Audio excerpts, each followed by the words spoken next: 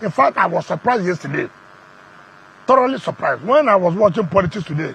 Thank you, Mr. Killer, for joining on TikTok. Thank you so much.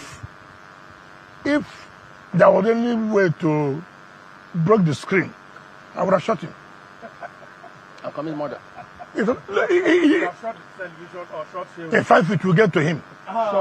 Let me tell you. Let me tell you. No, so what I'm saying. But the point I'm saying is how you can take yourself, the interviewer, saying that we cannot allow this only one party to do. Look, I said, what is this?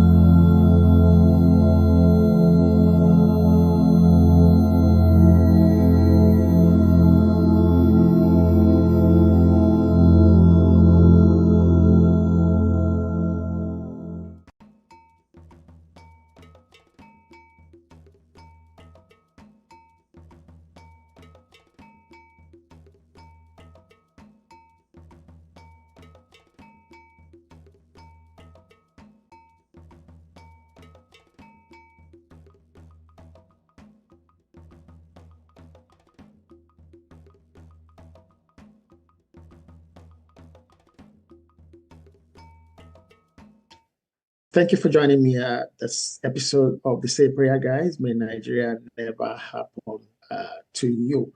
My name is Richie Adewusi. Is that time again?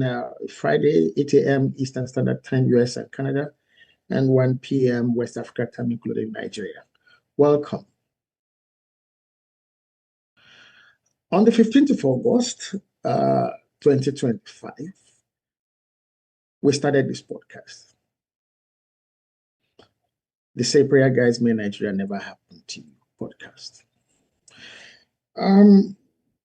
Just like I do before I start any projects, I ask questions, send stuff to friends, colleagues to, get feedback, their opinion about the issues.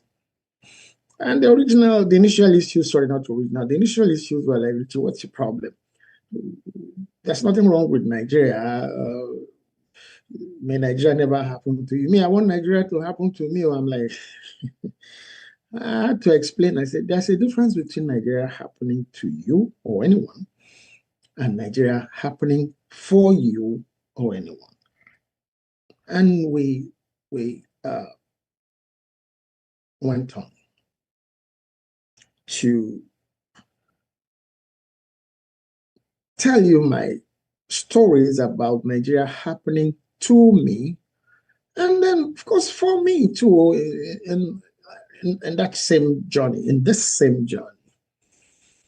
It is because Nigeria has happened to me and been happening to me that I set out to tell you these stories. I'm telling you my story, so if you like, keep quiet, cover your own up, everything is fine. How are you? We bless God. Good. Continue to bless God. Don't talk. Don't write. Don't record. Don't share. So today, we are zeroing on our quest for accountability in Nigeria, from Nigeria, for Nigeria, about Nigeria.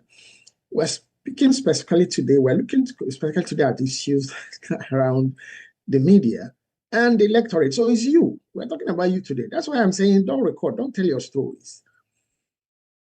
Okay? I've been at the forefront of encouraging people to tell their stories. And to do that, I started doing that myself. I started with my own stories. As a matter of fact, it's not just that it's not a book I wrote first. As we started this podcast, Livestream, if you like, I shared the reason for which I started the magazine. Okay? I started that magazine, Just It magazine, if the guys they can let you have a look at it again. One of the editions that speaks directly to what we are talking about today, the issues of socio-political challenges in Nigeria. I started that magazine right after youth service. Remember today I told you I'm going to share pictures with you. I'm going to share a lot of pictures from the beginning to now, a lot of it. And the pictures are also part of the reasons why I felt and I have asked around and found out that it makes sense for us to do a documentary based on this book. But then the pictures are not in the book. Neither are the footages from some of the real places, the real people that are involved in this story, so that you get an idea of what we're talking about. Wars have consequences. That's what all this is about. So you that are saying we'll fight, you that you are threatening, we'll fight. If you don't agree to this, there will be war. If you don't, I've been cautioning since 2010, 16 years ago when I wrote this book. That the whole idea of warmongering and beating the drum, it's not going to do anybody any good. Unfortunately, people did not read that book. People in government didn't read that book. Once they saw Biafra, something else,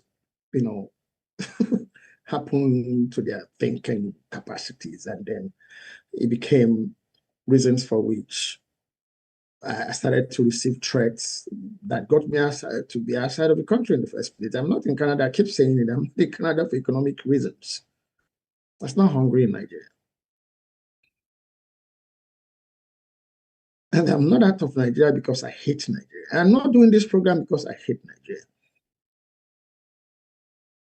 In Canada, you have Jewish Canadians, you have Italian Canadians, you have every country in the globe possible is in this country, Canada, as Canadians. They have associations, they have groupings, they have meeting places, they have programs to celebrate their home countries.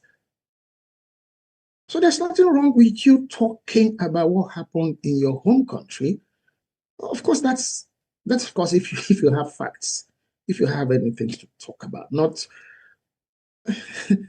people who arrive back in Nigeria, they drop from the moon.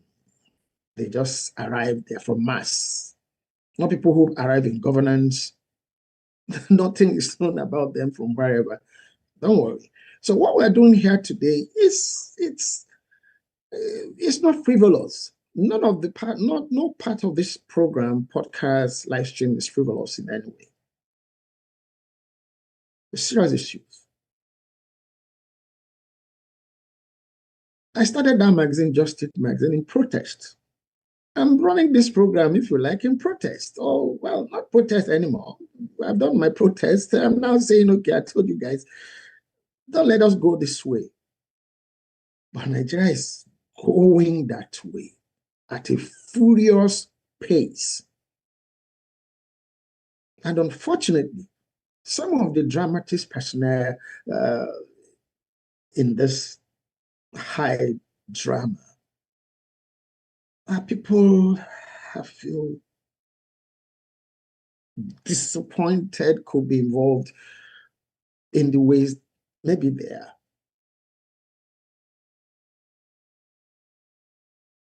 But I'm a media person.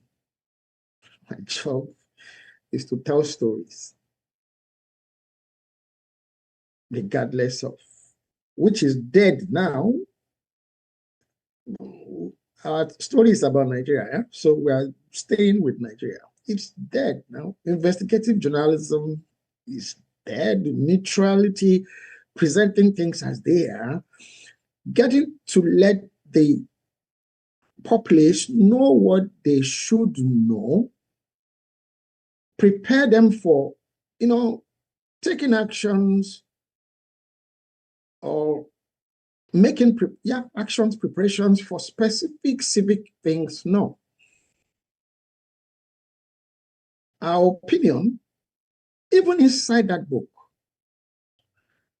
has been that the media has been compromised a long time. long. And the nature, extent of that compromise is not more visible than now, because all of the characters that different politicians, whether in uniform or civilian clothes, have been using to distract the general population are now the ones who surround the current president. So if you are wondering why what seems to be coming out every day is just what people shouldn't be saying instead of what they should be saying, well, the people who are in charge now have been the people who have been at the background in different media houses, funded by some of the people who are, so they have become, unfortunately, what they were supposed to be reporting about. That's what's changed. So today we are looking at the media and the electorate. So what should the people be doing in circumstances or times like this? What should people be doing? Nigerians, what should be your role? I'm telling this story to first and foremost let you know what my own role has been. I've never kept quiet. It's never been. We have never. And to show you how deeply rooted some of the problems that are looking as if some people have just discovered sliced bread in Nigeria, I'm going to use my family. You see, I've come to the conclusion, I've said it a few times on this program, I've come to the conclusion that God did not put me in places where He put me just for me to, whether it is suffer or pain or whatever, for it just to be for me. No, it's for me to learn, see, observe, record, and be able to use, to teach, to train, to encourage, to warn, to caution. Yeah. So I'm going to use my family. I'm going to show you a picture. Now, that picture is going to come up much later, okay? When I begin, like I said, when I get to the portion of my installment for my Biafra story for today, I'm going to tell those stories using pictures, over 50 of them, really, okay? To be specific, some of them are things and people I've talked about, but then put faces to the stories, and then, well, bring the human aspect of it to life, aspects of it to life, to let you know that stop fantasizing. You know, you believe everything is okay now. No, I've said it in passing before. By this time in 1966, I will show you pictures of what my family looked like, where we were, who we were then. As everything is okay, nothing is wrong, everything is fine, until, like the young people will say, yawa gas. And I will also show you pictorially how where we got, and then also show you how, well, by the grace of God, we picked up, and then today. Not many families had the grace for that to happen for them.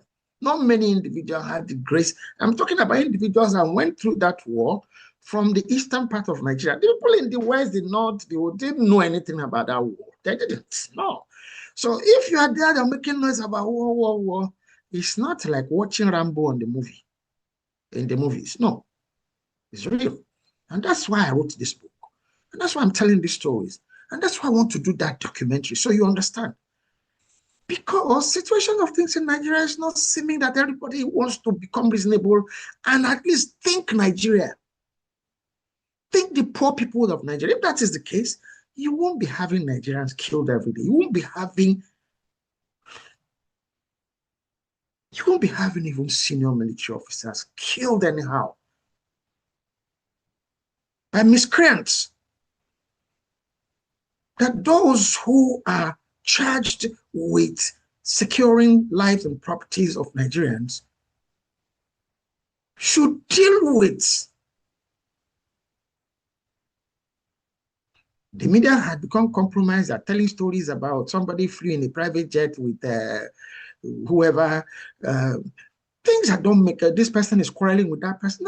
No. And you, the electorate, what are you doing? Your positions mainly is my thief is better than your thief. So it doesn't matter if it's a thief, let him be there, it's my thief.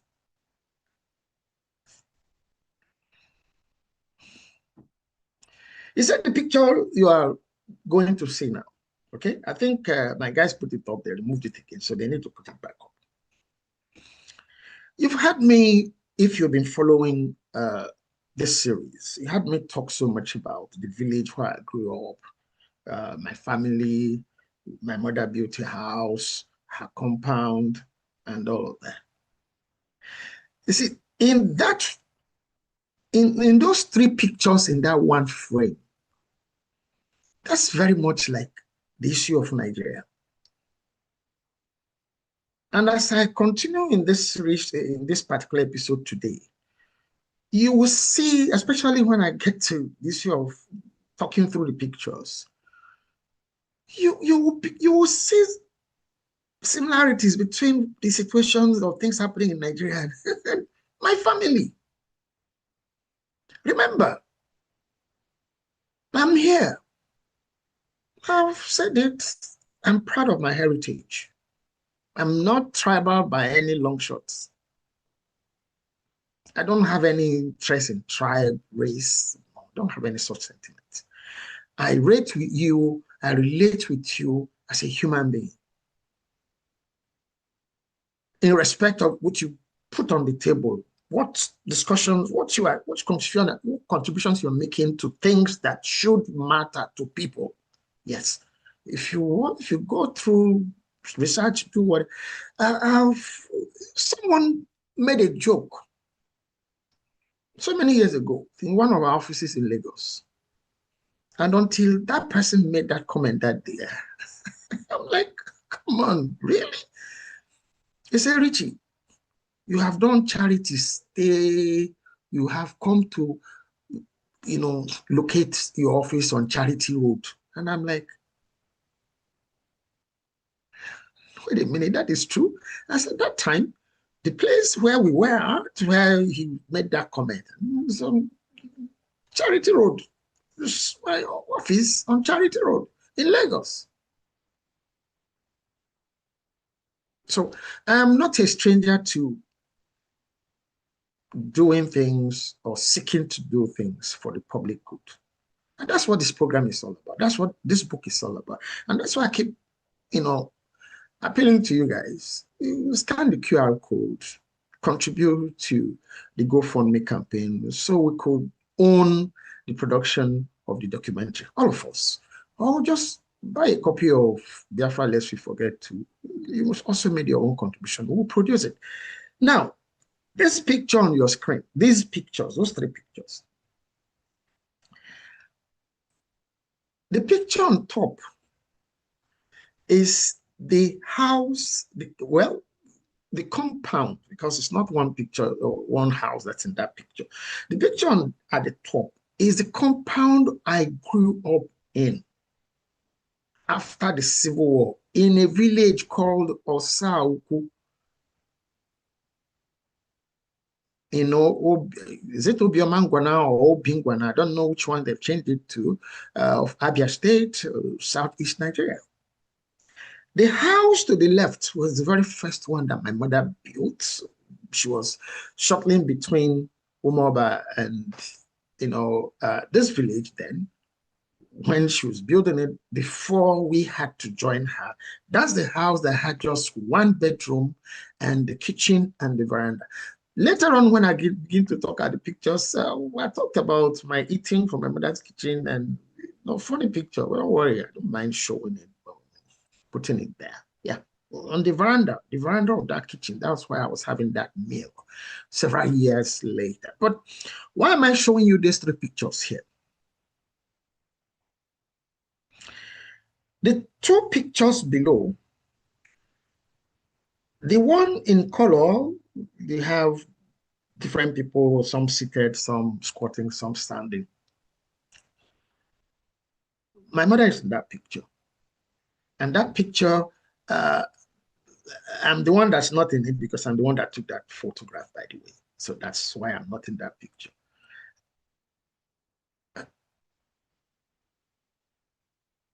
That picture was taken inside that compound where you have those houses at the top.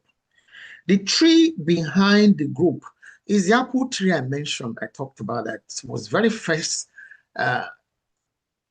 crop tree, or fruit tree, sorry, that I planted in primary school. That the apple tree. That's the tree behind this. You see the trunk behind it.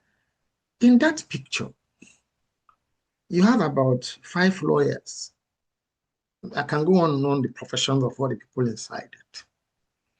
But they are from that compound.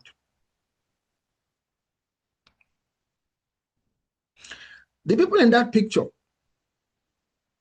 in the different places they have arrived, everybody there now is big. Some of them are almost grandmothers. Okay. So that picture is taken 2005 to 2005. That picture, yes, was taken 2005, December.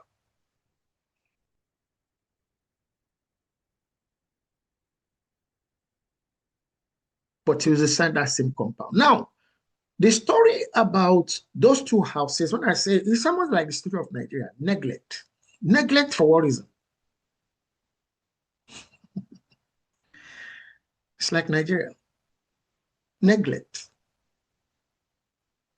Tribal sentiments. Yes, I told you, I'm Igbo, Yoruba. Yes. That was very much inside my family. It never left. It hasn't left. It hasn't ceased. You are Igbo, you are Yoruba, same family. Mismanagement of funds, to say the least, if not to say corruption. Mismanagement of funds. By the time this picture was taken, if there was a need for a well, let me not go to skyscraper. If wanted to build multi-story building in that compound, yes, but then why? Neglect. Why should we? These people will do this, those people will do that. That's Nigeria. Now, to give you a little bit understanding of why I'm saying that's Nigeria, it's not because the resources are not there. That compound, our mother built those two houses herself immediately after the Civil War. And all of us, like when we begin to show the picture, we'll show you where we transited from to end up in this village, in that place. For you to have a little bit of understanding of that, look at the other picture in black and white, which is, well, a gathering of a wedding. That picture was taken in 1974. That's my family. That's our eldermost brother, my mother's firstborn, the one that got shot. That's what the picture is doing there. So I'm not just putting pictures that have nothing who could show my family. I have so many other family pictures. They don't have relevance to this story. They are not here. So it was his wedding, 1974. That was 4 years after the Civil War. That was his wedding. It was like a state wedding. 1974.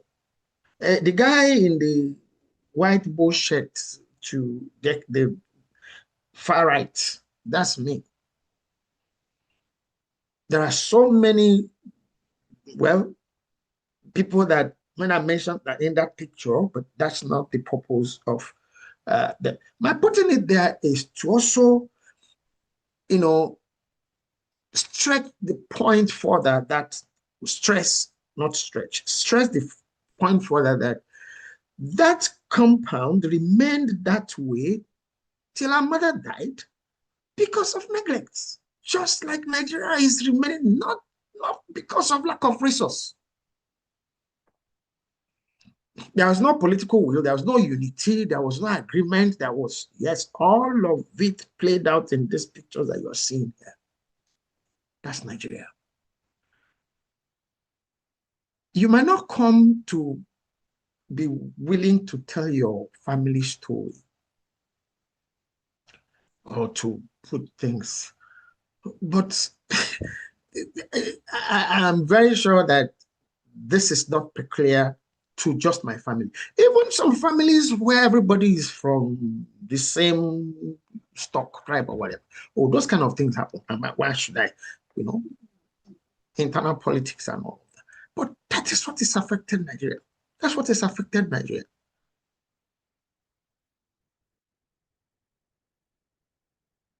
Our mother lived and passed living in that. But you will see her pictures later, different places, different ceremonies, okay? But she moved to visit her children in mansions, different parts of Nigeria, Lagos, Abuja. Yes. That's what's happening to Nigeria. It's not because Nigeria doesn't have resources. It's not that God, well, I don't know, leaders didn't have elder, but I showed you that's somebody's wedding, 1974. 1974, I was still in primary school. I just started primary school, actually. By that time, we started back, I think, maybe the second year in primary school after the war. I think it was 74. Yes, I was still in primary school.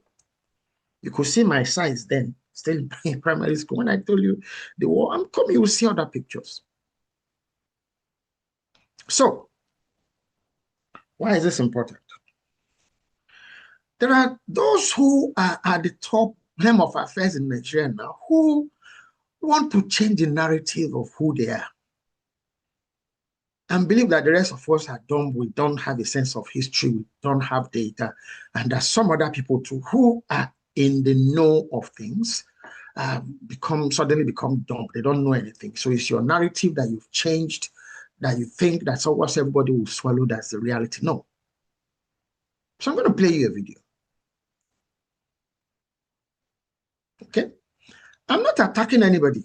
My interest is the truth, is reality, is to present facts so that you know where you are. But before I play that video,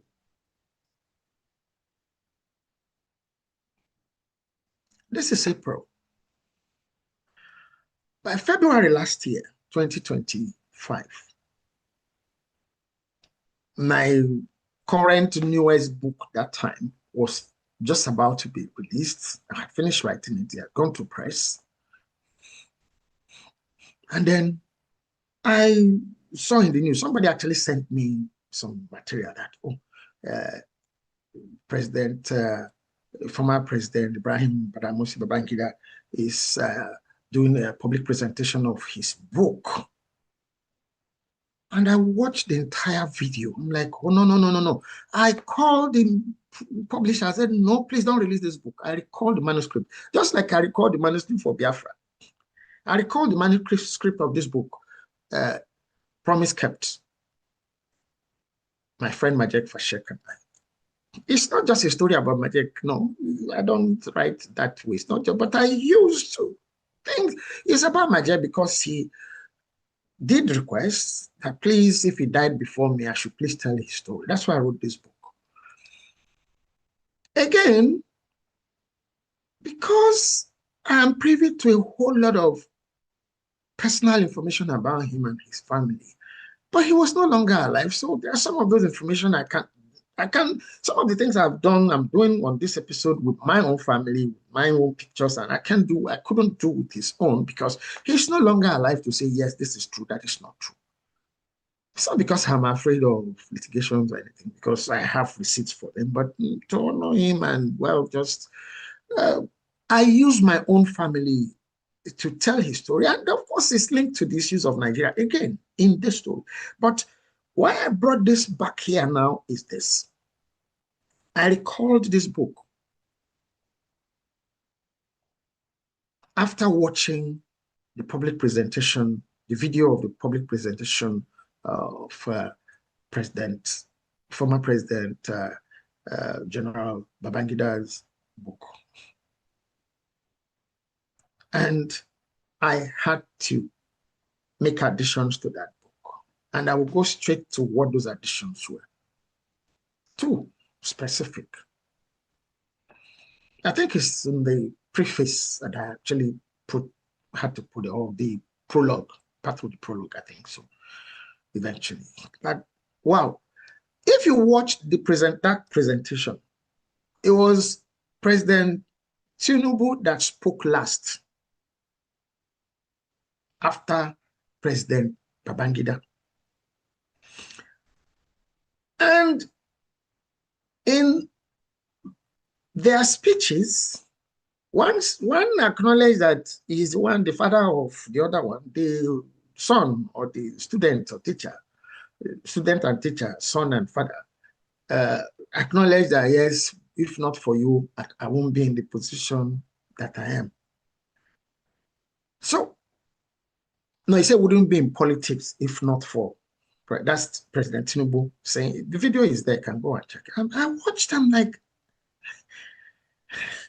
these people are telling us something in plain sight and we are just, and by the way, of all those who were making noise all over, I'm talking to you, electorate. I'm talking to you, media. All those who are making noise, Babangida did this, Babangida did that. Why did he do June 12? Why is it now that he's announcing the result? I didn't see any placard outside the venue of that. Nobody, not one placard, not one civil society group, not one.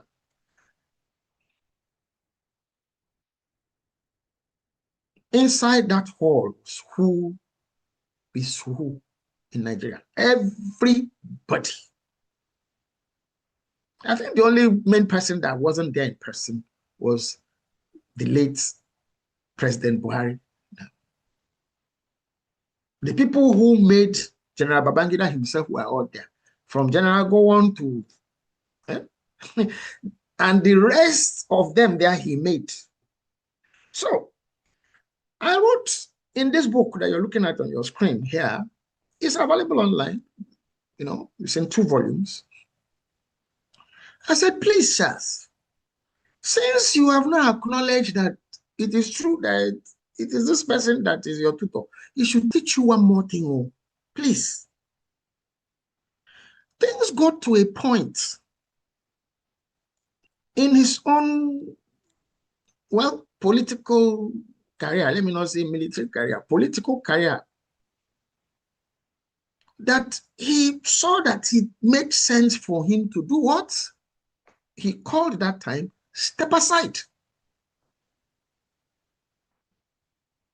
And I said, sir, please, since you are teaching the current president, he has acknowledged that he's your student, please also teach him how to, implement a stepping aside policy, that he should please do Nigeria a favor.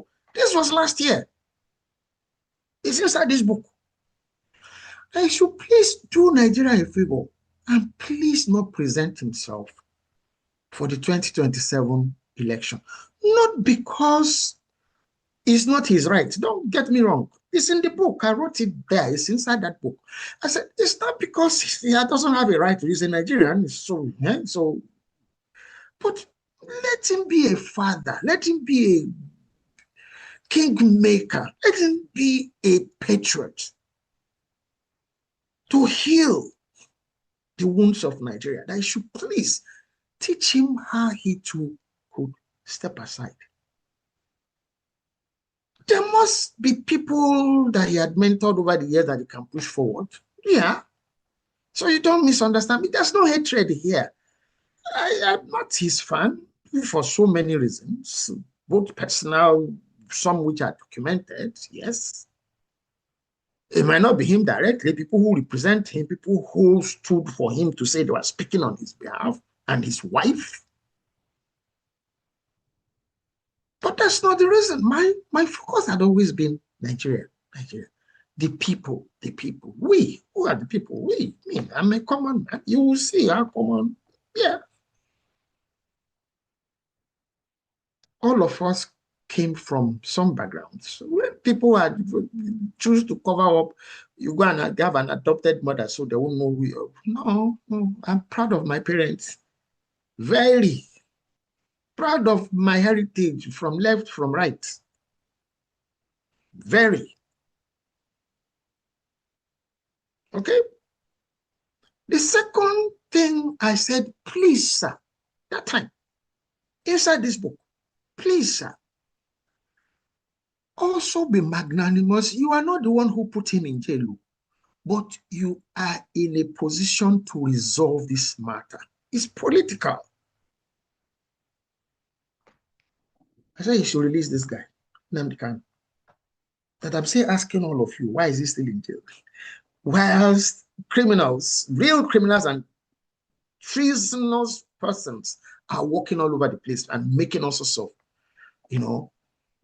inciting statements.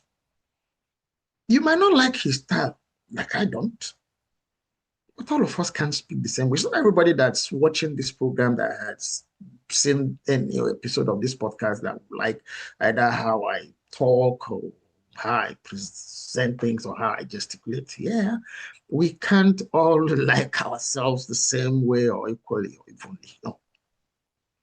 It doesn't stop what needs to be done, the right thing. I said inside that book, if you get a hold of any copy of it, those are the two things. Please step aside. Don't present yourself. Don't scatter this country. Don't let it scatter on your head. You dreamt of being a president. You have become a president. What else? Be a kingmaker. Go a step further. Regardless of whatever anybody says about President Obasanjo today, regardless of whether you like him or not, as a military head of state, he facilitated the handing over of government from military to civilian. It's on record. It's historical. As a civilian head of state, even when he tried to politically twist himself into a third term, he was rejected, that's democracy. Oh, sure. But can the same thing happen with this present administration? I don't think so. We'll come to that. He facilitated, conducted an election, handed over to somebody else. So like him or hate him, I'm sorry, those are historical. The current administration actually still has, the current president still has an opportunity to erase a lot of baggages that he's been carrying all over. Anybody can deny it, would think they're out there in the public domain. It's not me that created them. Through false allegations, he has an opportunity. Once again, I don't know the people who are advising him. I don't know if he listens to advice, because if they do, I'm not sure certain things he had been saying he should be saying, really. Just telling you can't do anything, I'm here. This should be okay. We'll come to that too. When I get to talk to you guys, the electorate in this particular episode, and then from season 3, when we begin to talk about the quest for a safe Nigeria. That will be our focus for season 3 of this podcast.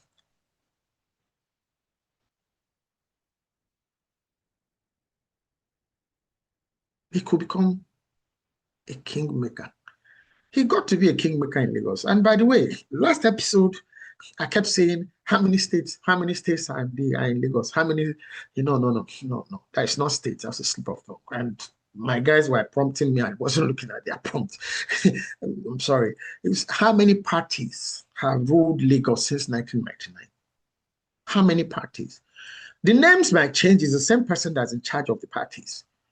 And that came up when people were like, people who are saying, President Tinubu is trying to turn Nigeria into a white party state. Who is he from day one? So what are you expecting? What did he do in Lagos?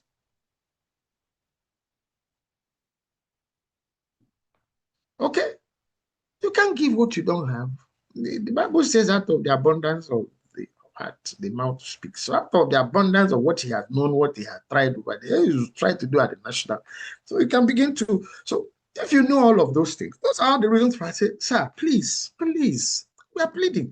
Not that it's not your right as a Nigerian to contest to be president. You have, but you have become a president. It's in your, enjoy your old age. You are an old man.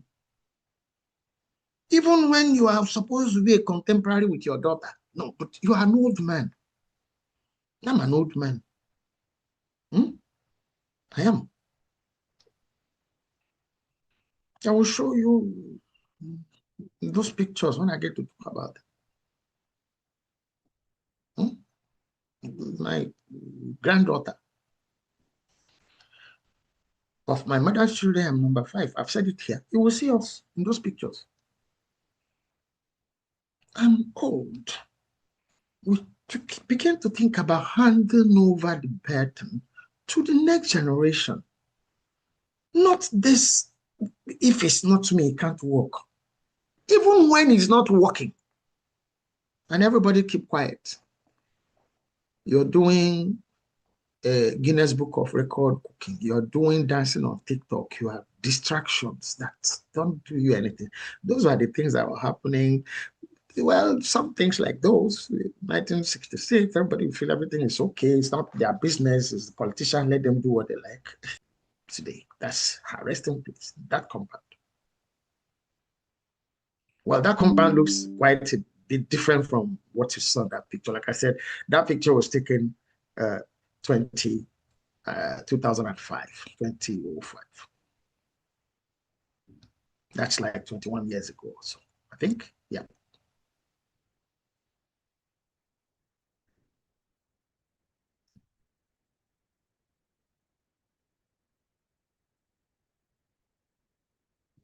I'm going to play you a video.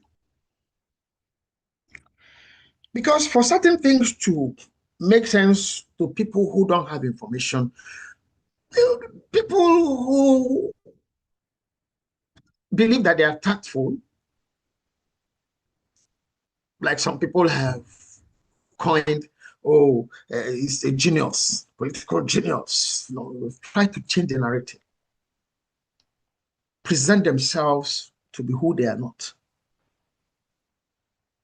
And because you don't have information or you only live for the moment, you swallow those or till it gets to you. If it hasn't gotten to you, no, but it's getting closer and closer and closer. I repeat, the people in the Southwest, the people in the core Northwest, Northeast, core North Central, they know nothing about that civil war. The Biafra War, 1967, 1970 war. You didn't know anything about it.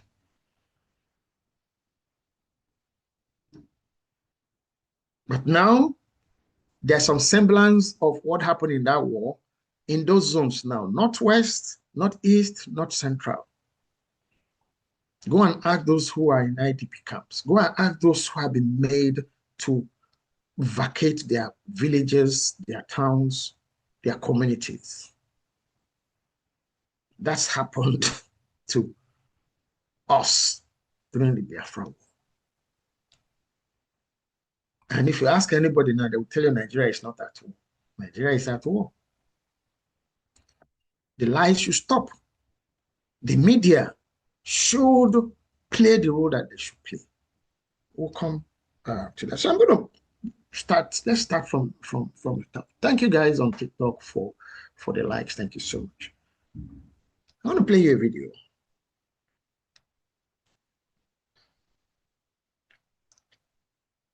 It's a video of a veteran Nigerian politician, someone I really liked, not noisy, but then they've been there. They've been in the trenches. Alhaji Sule Lamido. I want you to listen to, I'm going to play the whole of the video, but I'll be here. Yeah. I want you to listen to him.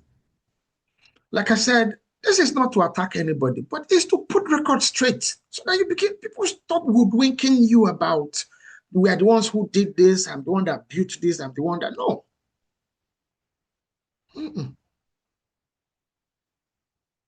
Give credit to other people so that people can also give credit to you. Don't seek to always own the narrative. It's you, only you, only you. No, no, no. Why is this coming up at this time? Elections are coming next year. Another gang up has come up. That gang up is not an answer to anything. I will come to that. The gang up, the ADC gang up, is the same gang up that happened that gave birth to APC. It's the same people that battered APC batting ADC. With the exception of one person. And that one person has made a huge mistake by going into that group. That one person, my verdict, my opinion, my personal opinion is that he has failed young Nigerians. Because after that debacle of an election in 2023, he had all the time, all the opportunities and all the resources and all the goodwill to have started a brand new political party. Not go and join a gathering of the troublers of Nigeria. So that he went there somehow too, he is part of the troublers of Nigeria. Because I don't know how he's going to function. I'm talking about Peter Obi. I don't think I've mentioned him directly on this program before, but because deliberately I was waiting to see how their things will go on. But however it ends, and it's not looking good because there are people in that gathering who are working for the people in Aso Rock. And then distractions. At the end of the day, the electorate would have been made to be looking elsewhere where there's still people, it's a script they have written for themselves. The same person. I will come back to maybe a little bit of story. I don't know Alhaji Atiku Abubakar personally, but there are things that are happening, and I ask somebody, how are you going? How are you in the same party with this person? Why? Because his boss wrote a book and made comments about him. I have never read or seen or about any refuttals about what President Obasanjo said about Alhaji Atiku Abubakar in that book, or Alhaji Atiku Abubakar going to court to sue General Obasanjo over. No. So I just taking all of you for granted. Nothing happens, no accountability. And you keep quiet. And they're coming. All of them, every single one of them have moved from one party to the other, to the other, to the other. I wrote that inside Biafra, let you forget. If they don't get what they scatter it, tear it, move on to the other one as if nothing. It's in that book 16 years ago. One more reason why you should not go and get a copy of it and read. Because so it's coming,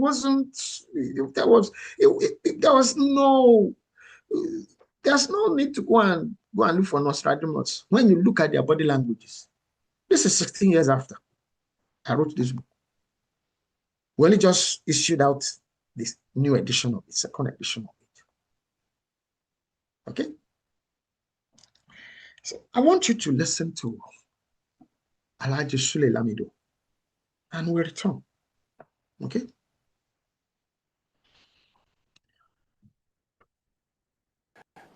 I feel highly entertained by Tinubu's rhetorics, the way he's dramatizing his own role, in Nigerian democracy. Luckily, we're all alive. Please go. Luckily, we're all alive. We're all there. We're all, participants in that particular, sphere of political activity. So I was in the middle of it. Tinubu became relevant and noticeable after Abacha took over government. Before then, he was in the Senate, was the secretary of the party. And with all respect to him, you see, he was part of those people who were supporting Babangida's annulment of June 12. He was part of it. His own mother, Haja Mogaji from Lagos, was organizing Lagos market women to come to Abuja to pledge, support for Babangida. I'm saying this because it's simply history. I mean no harm. I mean don't mean to embarrass him. But then you see, he was actively handing gloves to Babangida.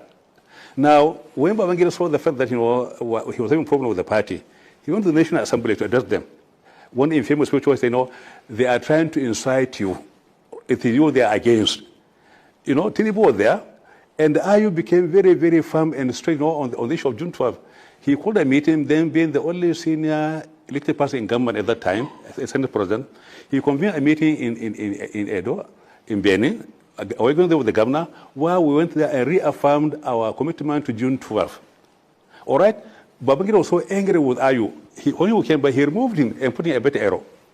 A better arrow, he put him there so that, so that they can be aligned to Babangida, political kind of machinations. So when Tinubu today, after being a Nigerian president, decided to rewrite history, trying to maybe deconstruct history and then rewrite it, then it is very, very amusing because he was part of the Babangida's support of June 12. He was part of it.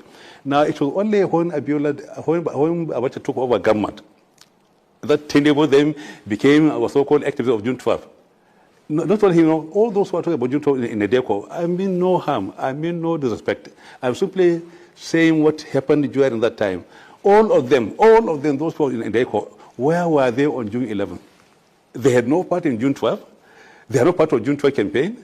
They are not part of the June 12 activities.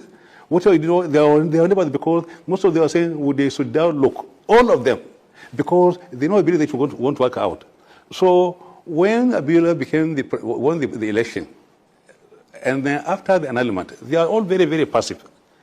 But suddenly after Abacha came on board, removing Sonekam, they became activists. They formed Nedeco. Nedeco was opposed to Abacha, was opposed to election formation.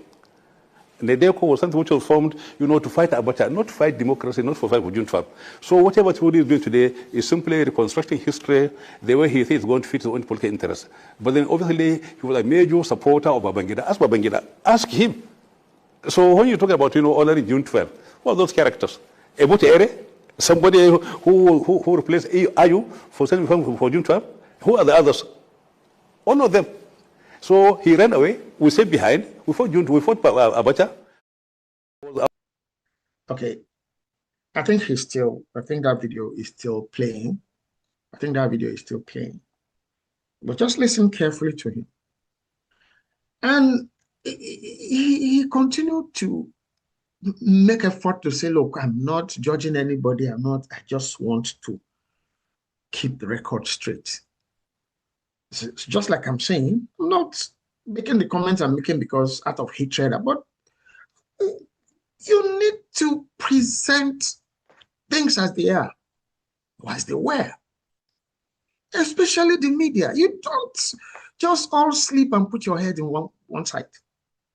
Okay? And only report what they ask you to or what they want you to report. No. Okay? You don't do that. Now,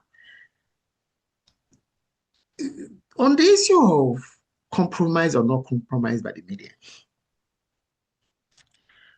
for me, that's my opinion. Have your own opinion, can make your own choices. You had at the top of this program, okay, a clip from Nigeria's Federal Capital Territory Minister threatening a journalist for doing his job. That journalist, for me, I'm a journalist trained by some of the best in Nigeria and elsewhere over time. I'm a social scientist trained by some of the best in Nigeria and elsewhere over time. My practice speaks for itself. That guy, Sheung Okimbaloye, for me, He's probably the only person you could call. Well, I don't know about the print journalists. I'm talking now about the broadcast, electronic, television or multimedia journalists, because I think he has a podcast that he runs to online. Because Shehu Kebaloye was not going to quarrel with you, he's not arguing, he's not raising his voice. He will, he will put you in trouble, he will let you stew by yourself. That's professionalism. There's nothing wrong with journalists having bias for political parties. It's not peculiar to Nigeria. But you don't let that bias become, bias. Yes, you are a non-Republican, you are a non-Democrat. Yes, you are a non-this party, you are a non-that party. But when it comes to doing your job, do your job. Yes. And Shehu Kimbaloye is in that mood. I don't know who he has bias for, whichever party or whatever, but whoever had come before him that all the interviews, I take delight in watching his content. And in Nigeria, in plain sight,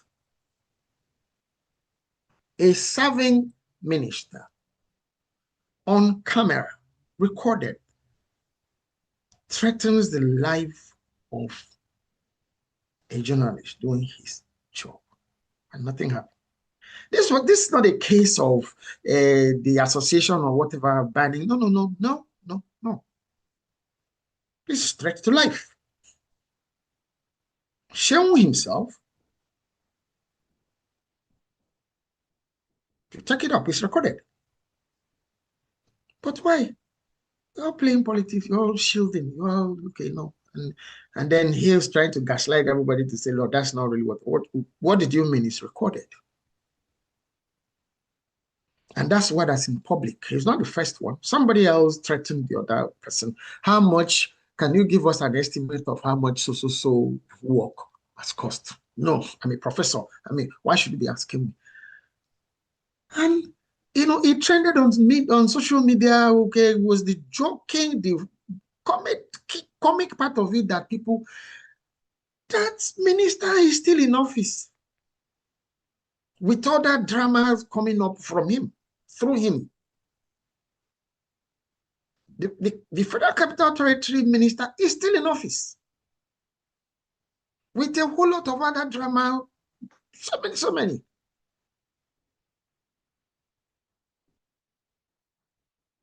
There was issue of himself and a military, a naval officer. It trended, the comic part of it went, nothing happened.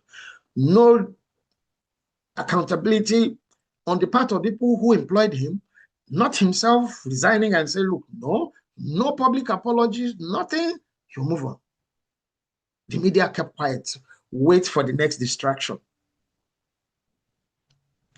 In the same Federal Capital Territory, he spent your money, built a bus terminal or whatever it is. Yes, you can say it's nature. Nature. So do they think about nature before whatever structural incompetences went into place? And what's going to happen? If you go to check very well, it may not have been insured to start with. It's power. They have power over nature, have power over everything. What has happened? No accountability. They will spend your money again repairing and all of that. And you keep quiet. The media keep quiet. That has gone. Another distraction should come up and you continue. And the people, they keep letting you go from one drama to the other, one drama to the other. They are pushing you, they are railroading you to 2027, which they themselves know might not happen. Why? They are deadlocked. Yes. Even as at the moment. The people in power know they can't win the general election except through some untoward means. And I will come to that. that some of which are playing out in plain sight. And people will go on one-day protest. They will go back and wait for another one. They will throw out another one. Performance is not a measuring standard for being elected into any public office in Nigeria. No, it's not performance. It's intrigues. It's force. It's vote buying.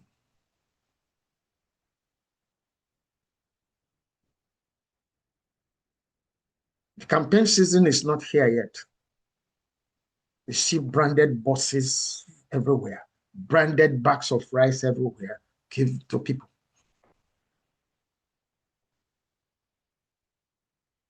And the same person who is champion of Nadeko, who wasn't.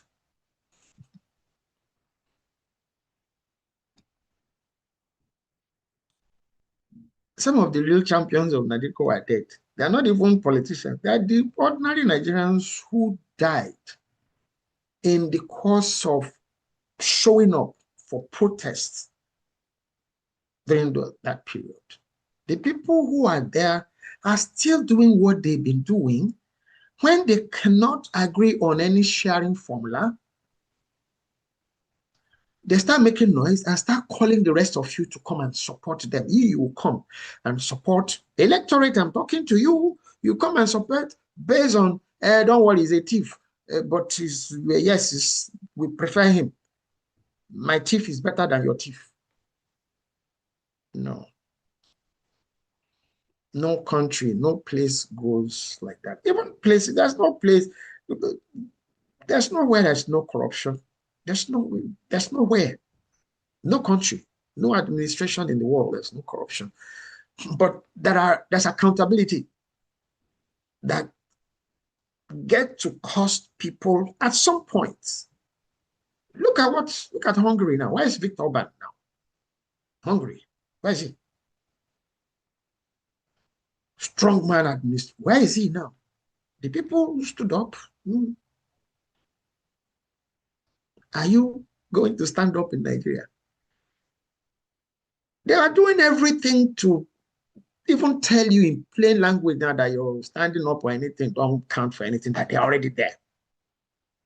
You should laugh and let them know, you're not there. This time, we will say so and mean so.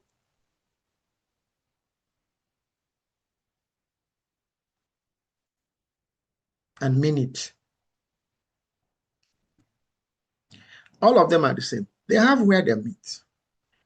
They can decide to divide those, well, if you like, two supposedly frontline political parties into four and divide themselves, which is what they do. Which is what they've been doing. And you go on singing, it's a new party, it's our party, it's same people. Same people. And you swallow everything that they throw at you. I mentioned vote buying. And you say, this guy, what does he say? Yeah. I will tell you the story. And I'll play you a video that it pains me to play. But, we cannot be talking about things that are not happening right. And then we continue to play this, your thief is better than my thief, better than my thief is better than your thief thing. I'm not using thief, I'm just using literal, just figuratively, if you like. Meaning my person is better than your person. So if that your person does what doesn't make sense, what is not healthy for the nation, for the unity, for the development, you should be able to call your person out, whoever that person is. And that is why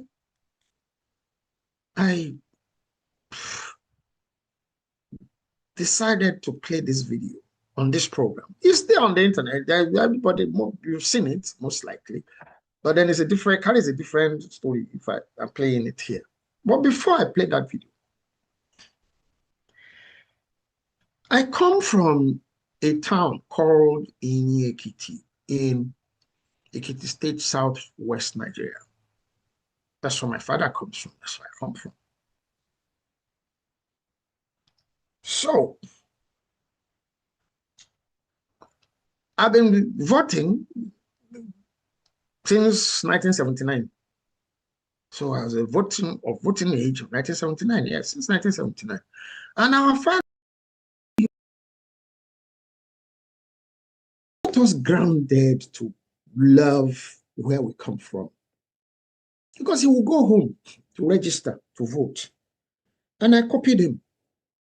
I followed after him. All elections, I went to register. And incidentally, I'll come to the part of that story too. Our polling unit was my father's veranda in the town. So every election, I'll go home to vote.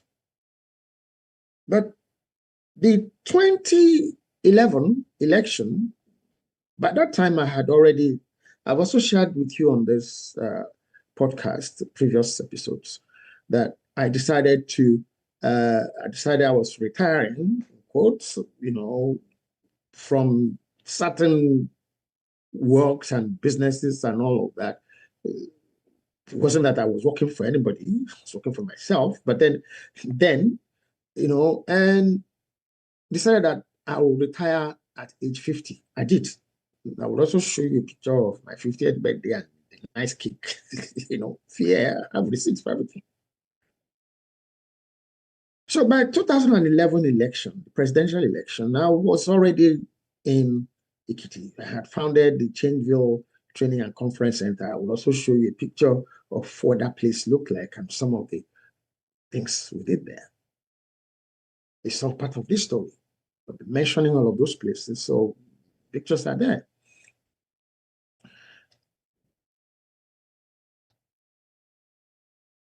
I went to my hometown to vote. By that time, by that election, this same book, Biafra Lest We Forget, had just been published. That's 2011. It was published January 2011. It had just been released internationally, online, by the publishing company that published that book for me that time. It's called Author House in the UK. But I had the right to publish a book in Nigeria. So we had produced the Nigerian edition by then, also introduced it. I won't go back. We have past editions where I have talked about this. And I talked about what I'm saying here now extensively in the book I showed you earlier on, Promise Kept, my friend Majek Fashek and I. So I told a story in the book, which is still a Nigerian thing, about why Ekiti is where it is, what can be done, in response to a question that was asked me by the wife of the governor of Ekiti State from the 1999 period, Otumbani Adebayo, Angela Adebayo. So because I narrated that story in this book, Biafra Lest We Forget, and because I mentioned her name, say, yes, she asked me this question, this one, and this is what she did. And I've also run an episode on this program to say, this is a mother. If you are looking for real women in Nigeria, that's one. So I took copies of the book to send to her, really, because again, like I said, they are from Oketoro, okay, my quarter in Ekiti. So the husband's polling unit was not far from the former governor by that time, 2011 now, was not far. So I took copies of the book to know I will meet the husband, the former governor, so to give to him so he could give to the wife for me, and maybe a copy for him. I autographed the books. So why we registered? Sorry, yes, we did accreditation, what they call accreditation. Waiting for the time for voting to, I sat outside with people are just hanging around waiting for voting time. And an individual walked up to the youth corps members, the election officials, where they were seated and still consulting their document and all of that. So I went up to them and was asking them, open this book. I'm like, I was looking, what's going on here? They opened this one and he was telling them, everybody on this list must be accounted for. You must. I'm like, who is this guy? What's happening here? I got up. I went to meet him because that's my polling unit. And I think I'm a little bit enlightened about what could happen to my vote if certain untoward things happen there. My vote can become null, and I didn't want my vote to be null and void. So I went to him, sir, excuse me, sir, are you an INEC official? I said, no. Are you a party agent? He said, no. Are you a security personnel attached to this polling unit? He said, I said, please leave here. I said, what? Who? What are you saying? I said, please leave here. I said, please leave this place. My vote will not be. Don't you know what you are doing? How is it possible? I'm talking to you, electorate, that you go to vote and you keep quiet. I don't know what you are afraid of. You keep quiet. You saw to what things happening you are afraid of, so that what doesn't happen, so that this person do what?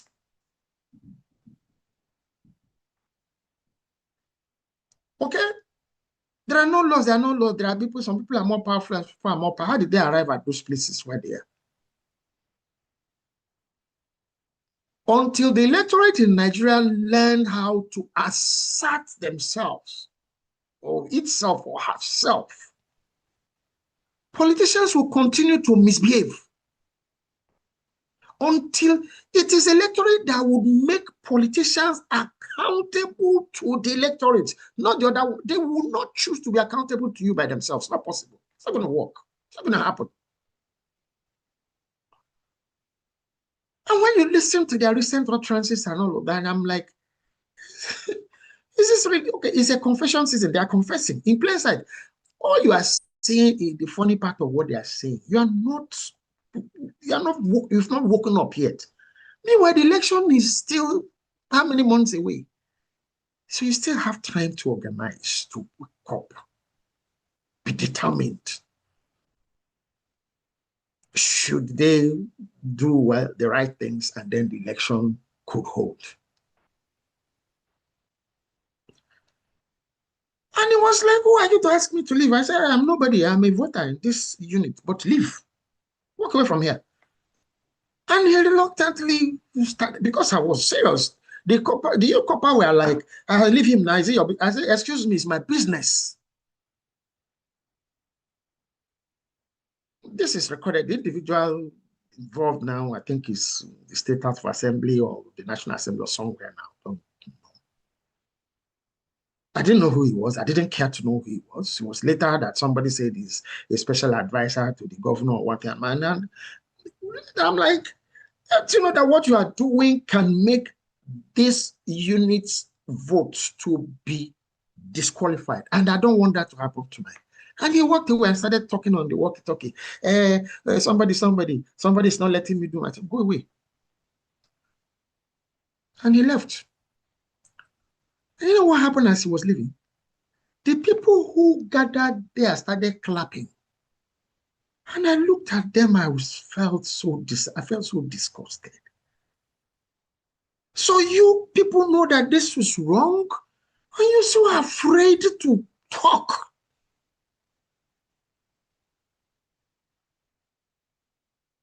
I was in for some more shock.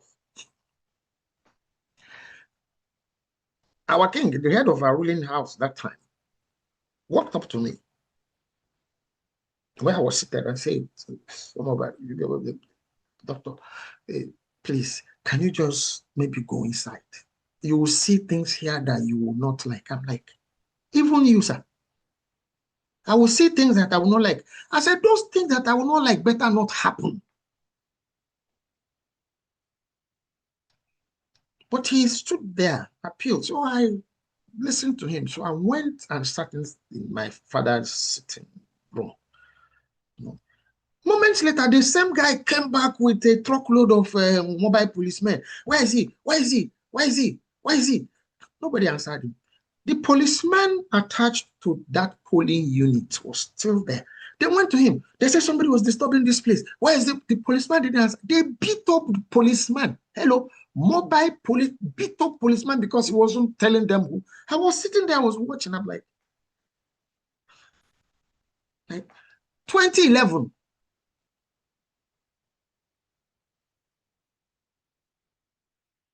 Suddenly there was hoopla in another polling unit, and they called on the walkie-talkie they were carrying. They drove through to go to that place. Nobody said, oh, that's the person. No. Well, because my intent wasn't that I want to show them whatever. No, so I just no need to confront the mobile policeman. There's no need to come out. I wasn't hiding. I was just seated. And to show you that the electorate know what is right and what is wrong, that some of the law enforcement officers that are involved in election know what is right, what is wrong. That policeman never said, that's the man. Never even said anything to me when I was saying, when they beat him up for not saying that's where the person or this is the person.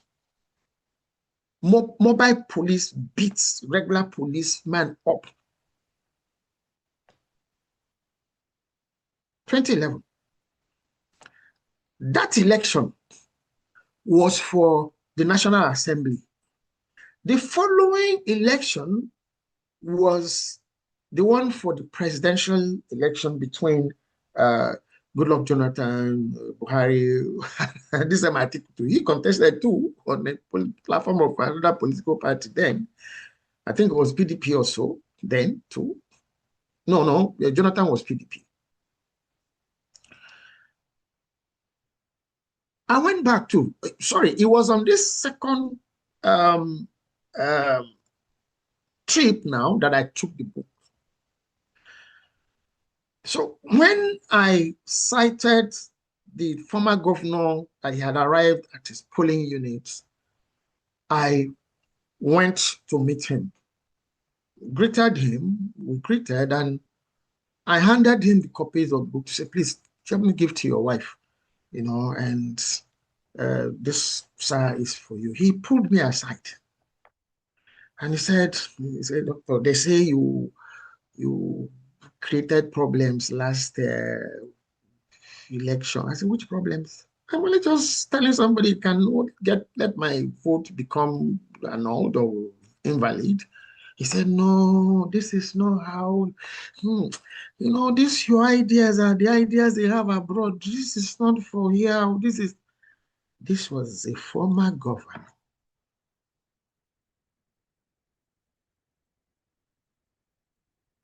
And people are still wondering why things cannot be right. And I told him, sir, I said, well, what I did was not show off, but you can invalidate my vote by your recklessness. And I told him that I said, look, in that polling unit, every of my family member, everybody who was linked to me had an understanding, not because I was a member of the ruling party, you know, then everybody has understanding that the governor of the state is my friend, is my brother, that I will vote for him, not to the party. And everybody that associated with me in that polling unit without my campaigning or lobbying anybody would vote for him. That I'm sure that they were going. So there was no need for what that guy was coming there to do. I left. After, I went to go sit in the veranda of another building facing the polling unit, waiting for time to vote. Now the number 2 shock happened. There was a physically handicapped individual who was an adult, but physically handicapped, moves on all fours with the aid of some equipment. Was coming towards me. I even thought he was coming to ask me for one thing or the other. I was prepared to. Well, he got to where I was seated and said, "Sir, well, thank you so much. We know you support our party. This is your own." He opened the bag he was carrying. He brought a 500 naira note and stretched it to me and said, "This is your own share." And we are talking about vote buying. That's why I came here. You being able to stand up in your polling unit to say, no, this won't happen here. Two, they come and give you those. Some people will tell you, collect the thing. They vote for who? Don't collect. Whether rice or beans or indomie or jollof, don't collect. Don't say I will collect and I will go and vote. No, don't collect. If you collect, you're already compromised. Whether you vote for, you're part of the problem already. Because the money they used to buy those things is your money in the first place. Please understand that. So don't collect. No, don't be that hungry. Don't collect.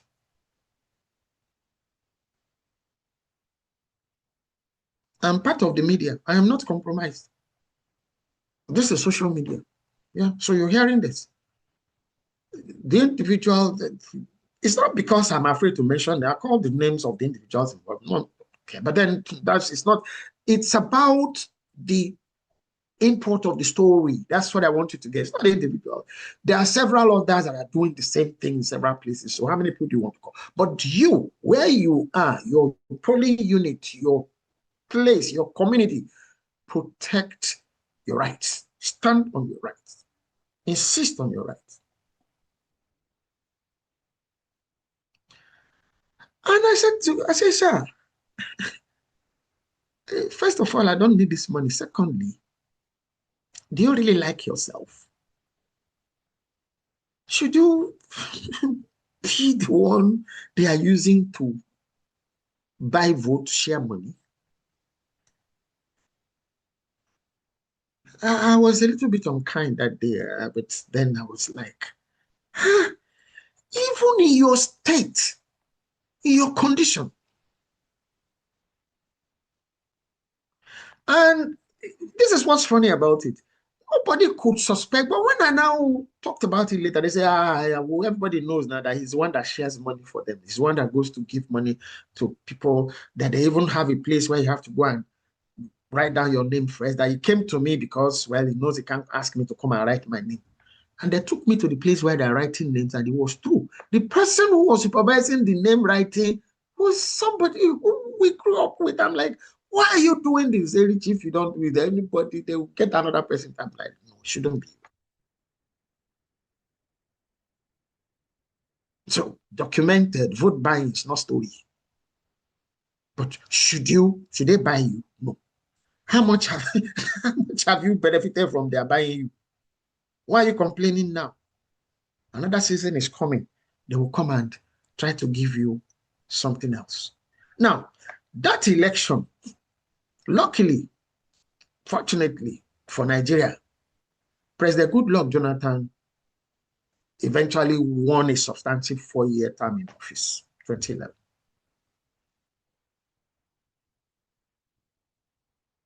But deliberately, don't take my word for it. You will hear the next video I'm going to play for you now. You will hear it by yourself. Deliberately, they sabotaged his efforts to make Nigeria better, to make Nigeria safer. They sabotaged it. They say it's all politics. You see, like I said, it pains me. I feel very uncomfortable playing this video, but then we can't get things right if you find it difficult talking about things because somebody we know that's involved. Nothing will change. Now, if you want to make a confession, if you want to show remorse, if you want to apologize, there are so many ways to do it. Like I said at the top of the promo for starting this podcast, this live stream, you cannot beat me and ask me not to cry. It's not possible. I will cry. And that's what I'm doing. You cannot beat me and also say I should not cry. You will hear me cry. That's what's going on. So if you've done me wrong and you are apologizing, there are ways you can apologize. There are ways you can say, okay, this happened. Yes. Was part of it. Yes, we did it. But then the outcome is not the outcome now. What we are now is not what we thought would happen. It's not the outcome we expected or we envisaged. That's not what happened in that video. That's not what happened in that video. My friend laughed. That laughter messed everything up. If he had maintained a stoic position, showing, okay, yeah, but sorry, this happened, but this isn't, yes, I was bad, but then this is not what we thought would happen. No, that laughter, laughing in your faces. And it's the same group of people asking you, whatever party, whatever gang up, the same thing. Unfortunately, this time, the gang up, the person there as president now, the gang up is not because he's doing something right, they just want to use, because he's not doing anything right. The one thing he's done right, I clapped for him last episode. Passing the electricity, if you like, bill, signing it into law, was the right thing. Yeah, you say it. But every other thing, what is he doing? What is he telling you? If you felt the Buhari administration was what we said it would be, a disaster waiting to happen, he just owned up. He just owned up. I'll play you the video before I play you. He just owned up telling you, I took over from myself. He's the same person as me. He's my partner. And this is somebody who is presenting himself for re-election. So what is he telling you? You don't matter, electorate. You don't matter, media. That's what he's telling you. You need to say we matter. Yeah. You need to stand up and say, oh, sorry, sir, we matter. Let's listen to President Tinubu. It's not, you've seen it, you've probably seen it, probably heard it, but like every other thing, that one has gone. You're waiting for another disaster to be declared, and then it goes, another one comes, yet you take no action. Let's listen to President Tinubu. During the primary that got me here, hey, it was tough. During the general election, it was tough. Now that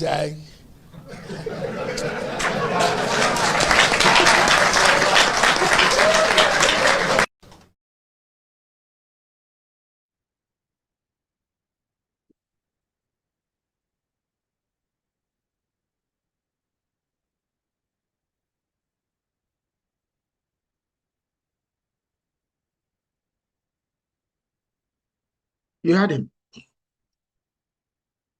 I took over from myself. He's my partner. He's me.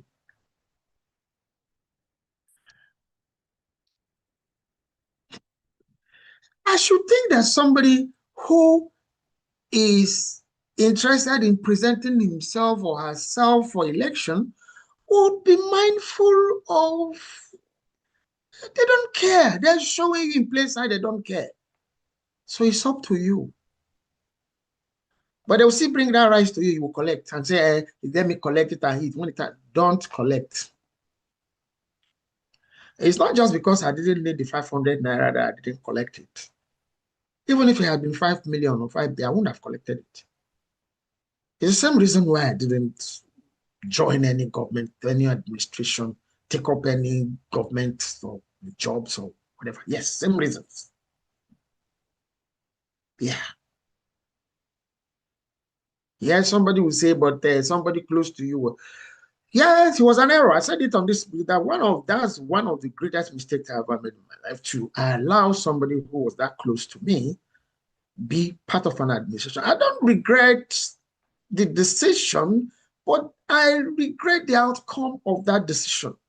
The decision was that this is our own chance of making our own contribution. We're technocrats. I extracted a promise from my friend, she will not be a politician. She will do her job. She'll be allowed to do her job. Yes, you protect her, release her to you. And she did. I released this person, but then people socialize. People influence people. Unfortunately, the person got influenced, and then the unthinkable happened. Became a politician. I can never be a politician. It's not possible. Meaning, I would, And for you to understand that, before I play you the next,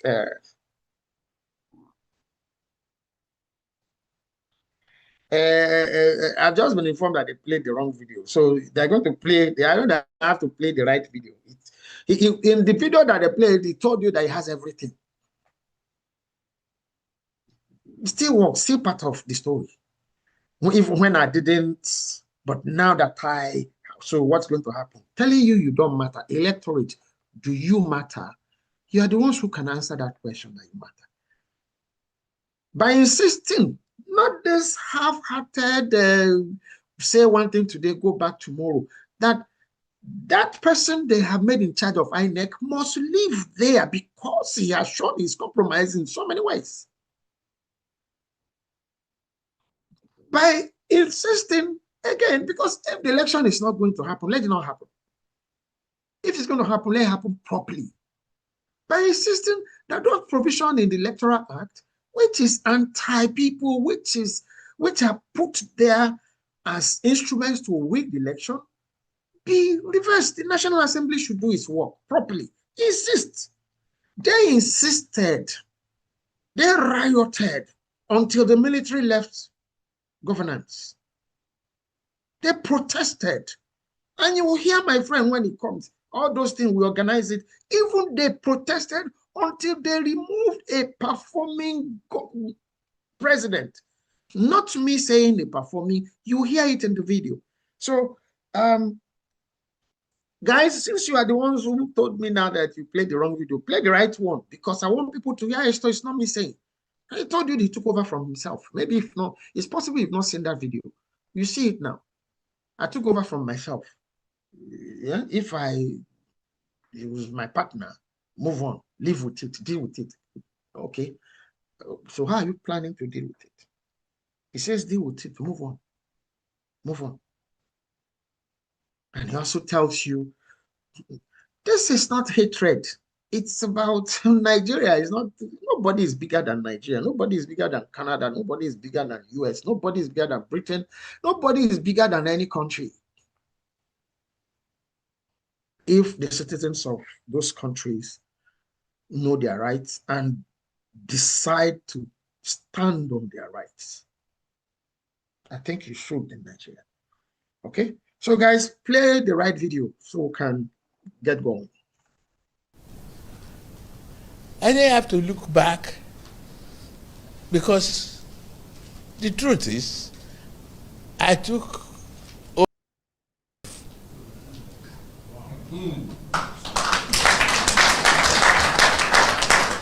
the late Buhari is me. He was a partner. And if I took over from him, is that not for myself?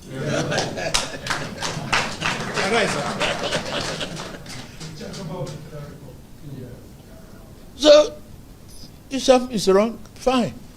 Live with it, correct it, move on. The life voyage is not going to be easy. And so many of you that are traveling with me, I can only stand before you and say you will not regret it.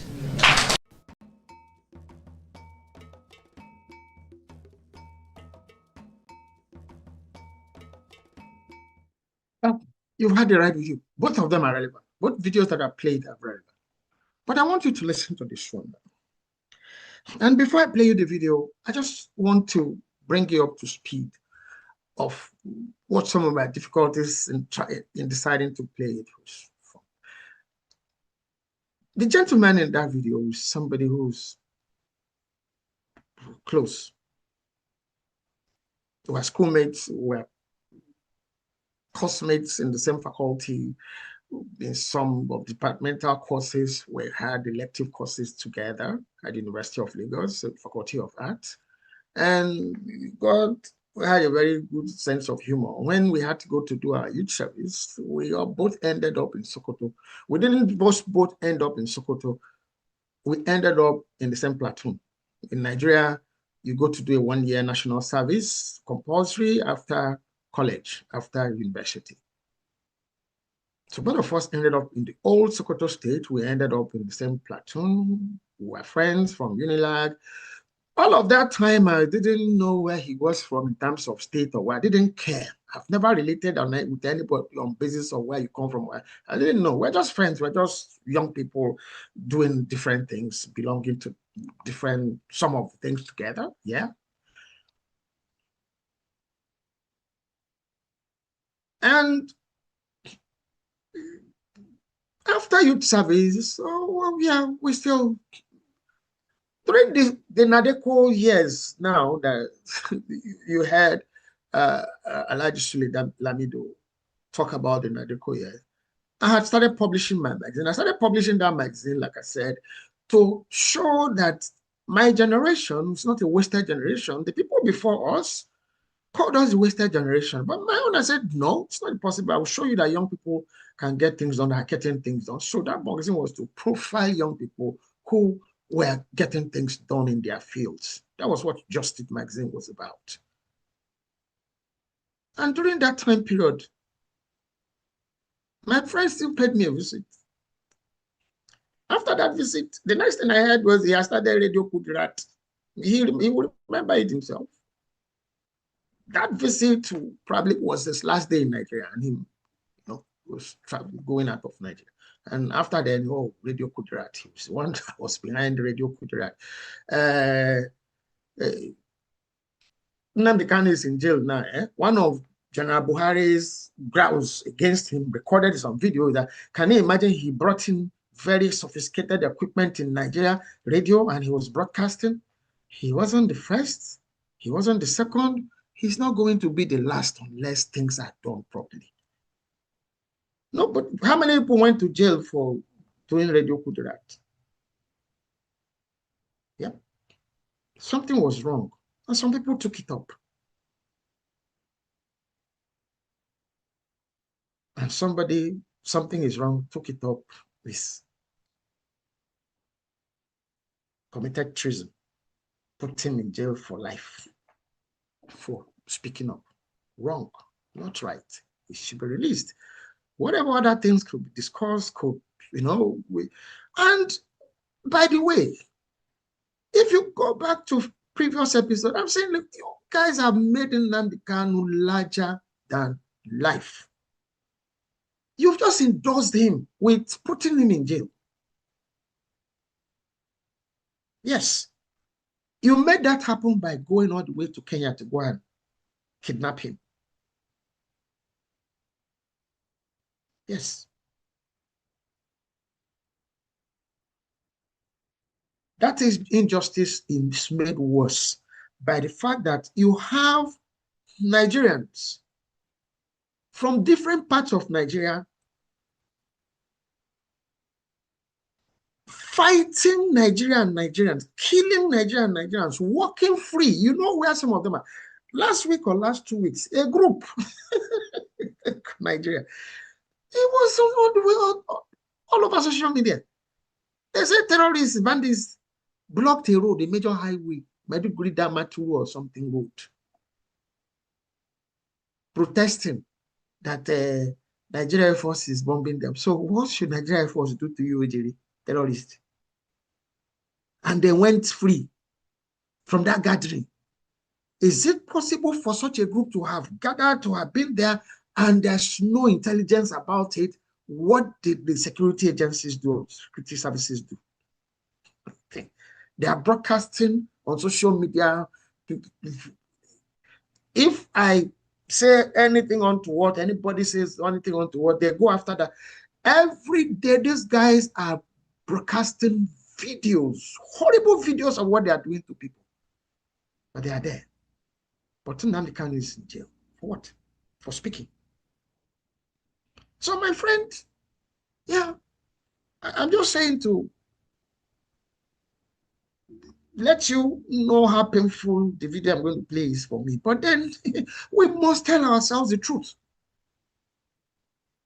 We shared a meal that last visit.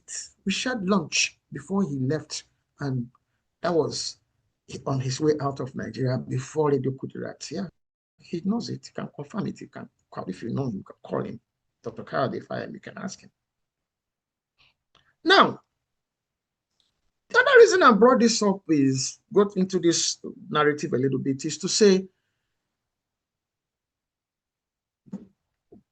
become a politician, join political parties because my friend, because of what I will get, because of, I also told you last episode, it's not because I don't have opportunities that I'm not part of. I chose not to be part of them because it can't go well. It won't end well. There are things I will never do. I have my own issues, everybody has, but then politics, no. There are things I will never do. And then it will be a problem to call politicians. For one, I will never set out to make a statement that is considered politically correct. No, I will make statements that are statements that should be made. That's one. And then you are in the wrong place if you're in the midst of politicians and you are not making politically correct statements. No, it will be problems for you associate there. And I told my friends now before the issue of telling him, when they formed AC, was it AC or ACM? The year that Alhaji Atiku Abubakar was their presidential candidate in that AC or ACM. My phone rang one day, and I looked, it was my friend, Dr. Fayemi. Okay, hello, Richie. How are you? How are you? Okay, I have registered you and Fola and Yetunde. It calls Yetunde that time. I have registered you and Yetunde. I said, registered me for what? He said, register you for our party. I said, which party is that? He mentioned that it was AC or ACN. I'm not sure of which one. The year Alhaji Atiku Abubakar was their presidential candidate. And I'm like, hey, excuse me, how can even you, be in the same party that Alhaji Abubakar is the presidential candidate? And he said something remarkable. Yeah. He said, Richie, look, listen, you know, this is politics. You don't have, you're not at that liberty to choose who is a member of your party or who is not a member of your party. But you can always be yourself, do it. But then I found out from time it's not true. You can't be yourself. And when you listen to that, his video I'm going to play, you get to know that it's a lie. It's not true. You can't be yourself because you must go with the flow, or else they will charge you with anti-party activities. And I told him, please tear the card. He's leaving. You can call him, you can ask him. Tear the card. We're not politicians. We're technocrats. We can't be politicians. But that was about to change somewhere along the way. Eventually, my friend became governor. And another day, my phone rang. I've told this story here, so I'm not going to waste time. And it's like, Richie, we've been talking about development, things have changed. This is our time to change our state, make our state better. I'm like, okay, wow, congratulations. But you know me, who quarrel. I can't be in your cabinet. Not pride, not, you know, what who quarrel. Because of what I just said a while ago, I will not seek to do anything politically correct. No, so I can't belong to any politics. It's not possible. And he was like, okay, all right, I understand. But then he made a statement, which I promised last night. So somebody, he said something, touched me again. He said, Richie, stay there. All of you that are thinking that the rest of us in politics are madmen, we don't know what we are doing, everybody's a thief. Well, let's see how things are going to change. That touched me. So when he then requested for someone else who's close to me and say, what about that person? I'm like, no, don't go there. First of all, you can't pay her. Number two, she's not looking for work. But at the end of the day, not what most people think happened is because you are looking for post. No, she wasn't looking for a job. It was an issue throughout that first tenure of Dr. Fayemi. People come here. If you say people are not politicians, then how come this person is in that cabinet? I'm like, it's not everybody that is that cabinet that went to beg to be in that cabinet. We didn't beg. I'm not talking out of pride. It was very magnanimous of him to think, who can work with me? Who can I trust? Who can help me to do this? And he thought of me. And when I said no, not out of pride or anything, he said, okay, what about this other person? Because you also know that person. All of us were in the same platoon. That's why I met the person in the first place during service, before I married the person. They said, what about that person? And I'm like, no, she's not looking for work and you can't pay her. And that time, yeah, she was very well paid where she was working at. It wasn't working for Nigeria, wasn't working for a US agency in Nigeria. So she didn't need, was chief of party of that organization. So they didn't need but that his statement beat me hard. And I took the decision and had a discussion with the person. I said, okay, go and see Dr. Fayemi. The rest they say is history. When I get to show you pictures of my stories inside Biafra, Lest We Forget, because part of all of this is inside the book and some of the new books. You'll see, there's one thing I told Dr. Fayemi that time. It's okay. I told him, I am more useful to you outside your cabinet than inside. And I proved that in Ekiti. So anybody can, I will show you in pictures some of, not pride, but to let you know that things can be done. It should not always be about your stomach. It shouldn't always be, I'm from a poor home. We were comfortable before the war. The war leveled everybody and we ended up in that compound, that house showed you. But our mother never let us forget who we were. Let us, helped us to develop with that mindset of, this is who you are. This is why you are supposed to be headed. Go and head that way. Our mother did. And that's part of the reasons why I run a parenting program for over 30 years now. Yeah. Because I believe that parental failure is part of, how can somebody who doesn't know who his parents is president of Nigeria, what do you expect to happen from what is happening? I'm not saying that everybody who don't know who their parents are will behave like that. No, but there are certain people who behave as if the world is their problem. The world created their problem, so they are giving it back to the world. That's what some of them are doing. But that's not my friend. His son, he just ended up in the bad company. He's still a good person till tomorrow. I said it in the program here that if there are still people I believe can get Nigeria to work, that he's one of them. But when I saw that video, I was disappointed. Why? Because of the laughter you are going to see now. Confess whatever happened. Say, yes, this wasn't right. This is not what we thought. But then, I'm sure even seeing it himself now, I'm sure he will feel embarrassed himself that he presented. And the most annoying part of it, annoying, yes, I use the word annoying, is that when these people are making this statement, some people are clapping.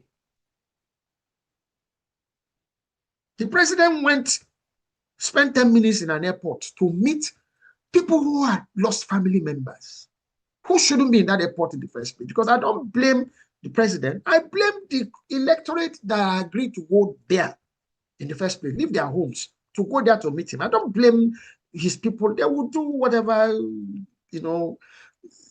they have to. Maybe they trick them to arrive there. I don't know. They shouldn't have left their homes at all. Those are the kind of decisions you should start taking as electorate. Don't take everything that's thrown at you. Yeah. People clapped. When they say I had only 10 minutes, oh, they clapped. President of a country, no light, you don't have accommodation. President of a country, come on. And then this, you know, by the day, they are throwing out, vomiting things that should not be heard. And then things that when they are heard, right, thinking people should say, no, no, no, not this once again. This should not happen. No, please. But what are you doing? You watch, you make TikTok posts about them, you laugh, you move on. They do another one, you move on. So they've known you have no teeth, you can't bite as an electorate. They know you have no teeth, you can't bite as the media. Somebody told you he's going to shoot you if you break the TV. You didn't sue the person for threat to life. You are laughing with the person.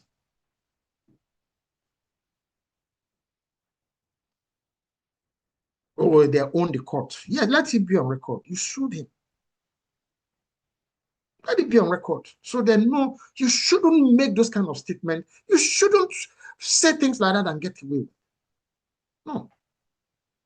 Whether he buys the judges or buys the judiciary or don't matter. You stand up as secretary. You are going to be held accountable for this statement that you made. Not your association. That's at a different level. You as a person, your life matters. Let me tell you why that's a problem. If you think it's a joke, you think it's a joke, he's saying it's a joke, but he had people who believe in him, who to carry out whatever he says, whether he sent them or not. Some people can come after you, Mr. Okimbaloye, over the fact that he had the intention, he had the, temerity to say that I would have shot you. Somebody still reminded him, but you are saying that. I say, yes. He said, but it's on TV. Yes, I'm sure you will reach him. Now, later you are trying to gaslight everybody and then walk back to say, no, that's not what you mean. When they were reminding you, should you be saying this? Yeah, you are, who else? What's going to happen? And Mr. Okimbaloye, you are there. Wait, sue him.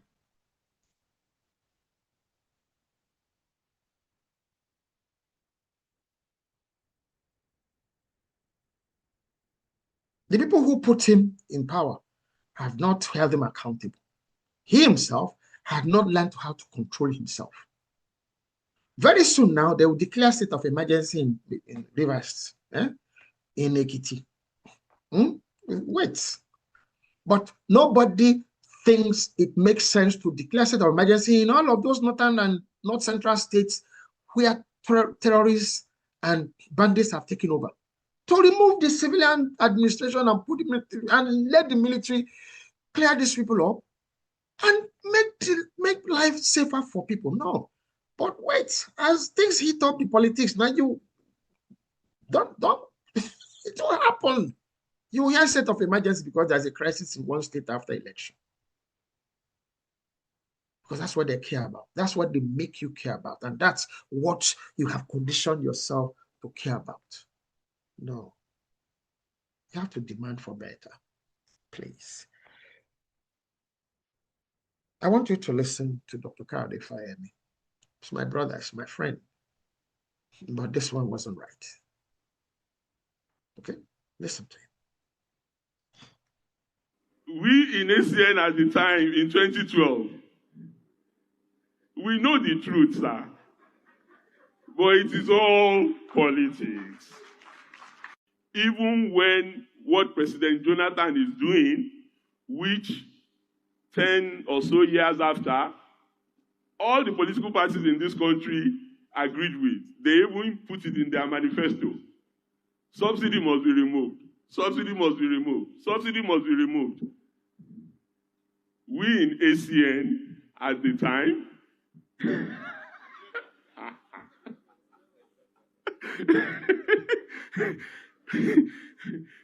we in ACN at the time in 2012, we know the truth, sir. But it is all politics.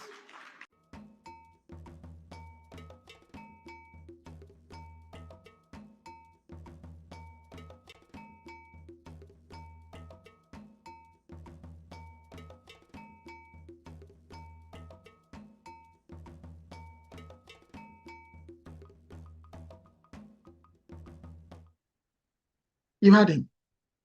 Like I said, I don't think there's anything wrong with saying, no, well, yes, I was part of this, but that's not what we expected to happen.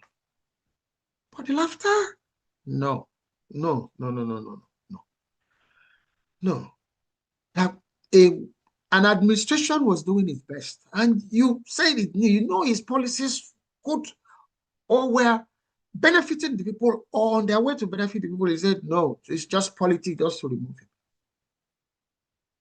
So who should trust anybody anymore to say what you are saying about is true and not that it's another gang up to remove?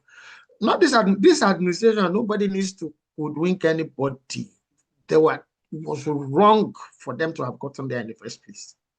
From President Buhari to President Tinubu, they were both disasters waiting to happen on Nigeria, and this happened on Nigerians in plain sight. I wrote them inside that book. Biafra, lest we forget. It's there, stated, clear, 16 years ago. I didn't mention President Tinubu because he was far away from, he was far away from being close to presidency and all of that then. But I mentioned President Buhari, there's a disaster waiting to happen. And now that he has told you that he took over from himself, disaster waiting to happen on disaster, bust, double bust on Nigeria. That's where we are. That's where Nigeria is right now. Okay? But let's not just talk, just me talking. I want you to listen to somebody else. And this is what I think should be happening all over Nigeria now, from all the sectors, all the stratas of society in Nigeria. Stop keeping quiet. You have a phone. You can dance, silly dance, and post it on TikTok. Make your voices heard. Post on TikTok.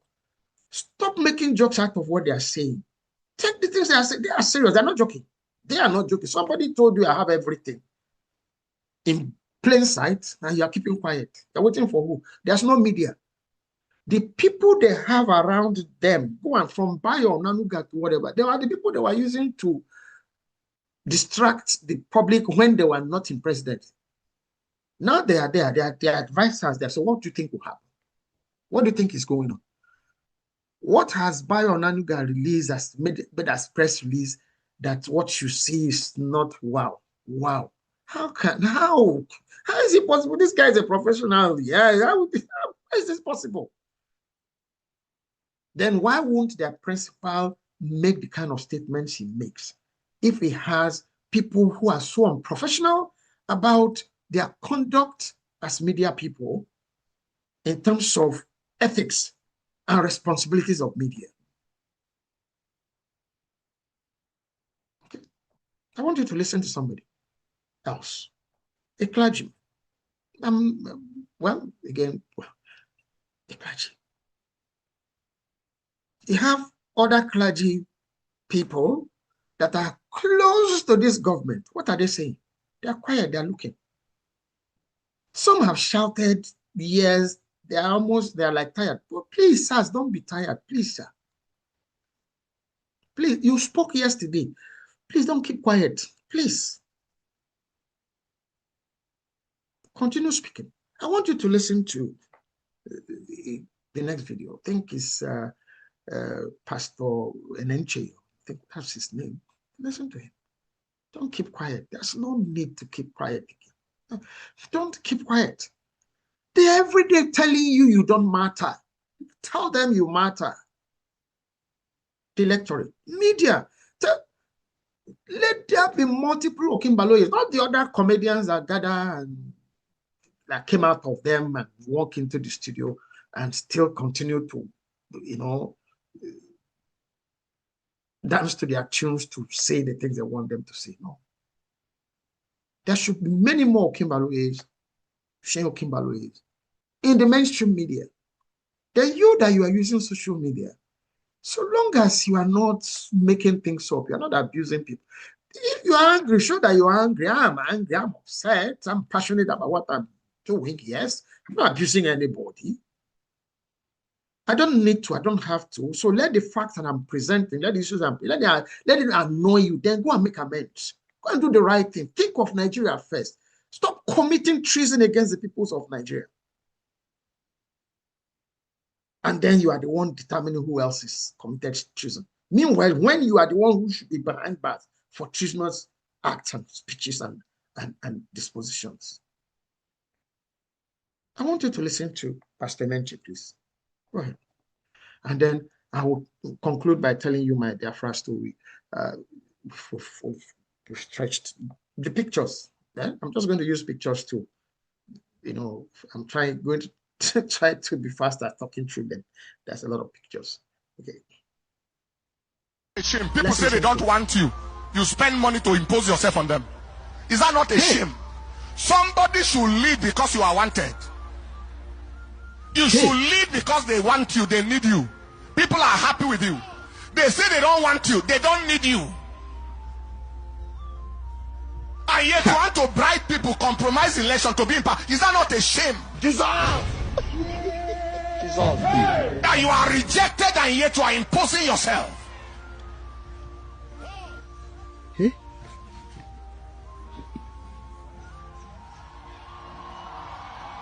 They don't need you, they don't want you. Clear out. Don't contest at all. Don't rig to lead. Don't kill to come into power. Let them need you. It's the people you are leading. It's the people that you are leading that should determine whether they want you. And as I speak now, let nobody be quiet anymore. Anybody you are, whether you are a pastor, anything you are, let nobody be quiet anymore. From everywhere, let people come out. Don't be a coward anymore.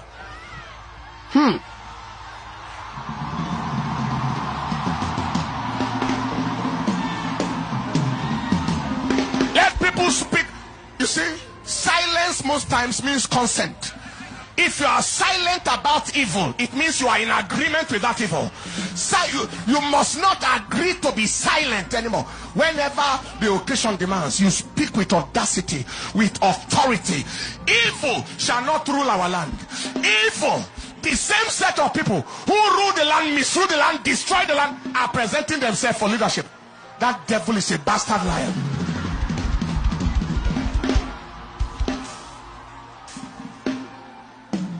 Including those who are architects of terrorism in Nigeria. Architects of it.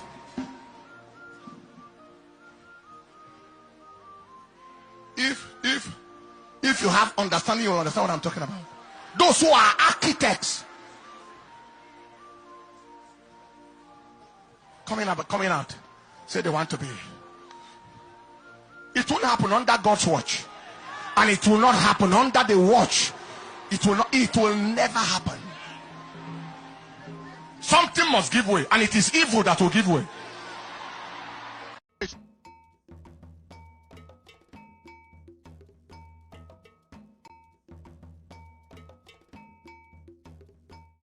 You had the pastor.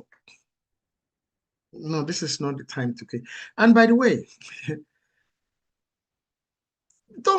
I'm still talking directly to the electorate and the media now.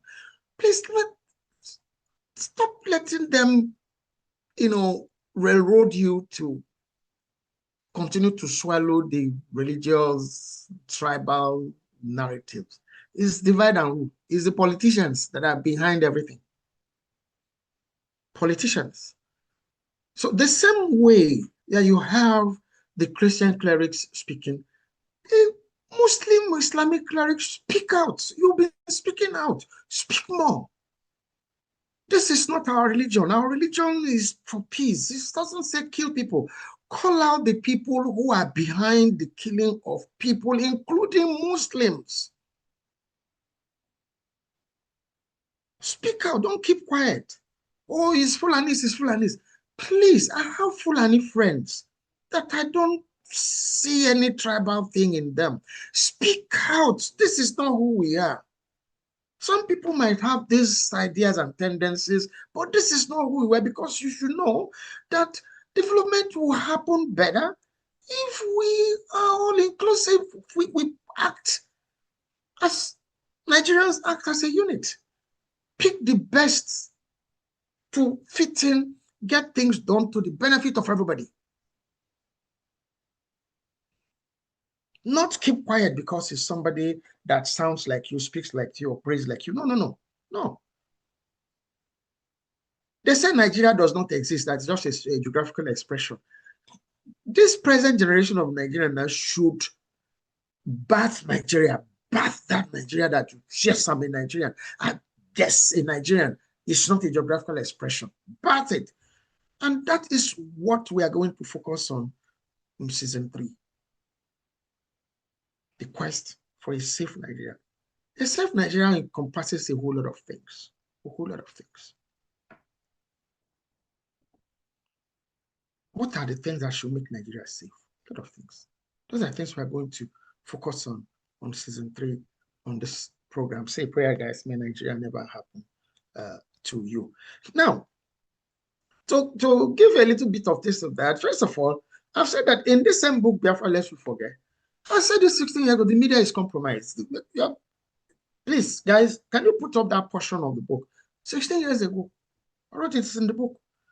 The media has been compromised a long time, and the people who are in the media, the compromised media at that time, are the people who are in charge of Nigeria right now. They are the people advising your president now. So if they were compromised already when they were not in power, what could they be? What would they be doing now? Okay, I'll read what I wrote there for you. Okay. The ruling class assumes that the populace, at least those that can and do have the means to, which is usually a very small percentage of that populace, ought to know what is happening with governance by listening to, watching, or reading the news in quotes, meaning whatever they now present to you as this is the news, okay? As presented by a largely compromised and inept media. You can get a copy of the book, read the rest of the things I said. The other thing of note in that book, which we're going to address from season 3, is this whole narrative that the Civil War, yes, my Biafra story ends today, but the issues that Biafra has thrown up, meaning the war, has not ended. Because in recent times, it just seems that Nigerians have just woken up to begin to know, well, some of the stories. I wouldn't say the truth because there are a whole lot of misconceptions and misleading information about what happened or what didn't happen, which is why a book like this is an eyewitness story. Not everybody come and say it didn't happen, which is also why I want to do the documentary. The people who are involved in it, some of them are alive.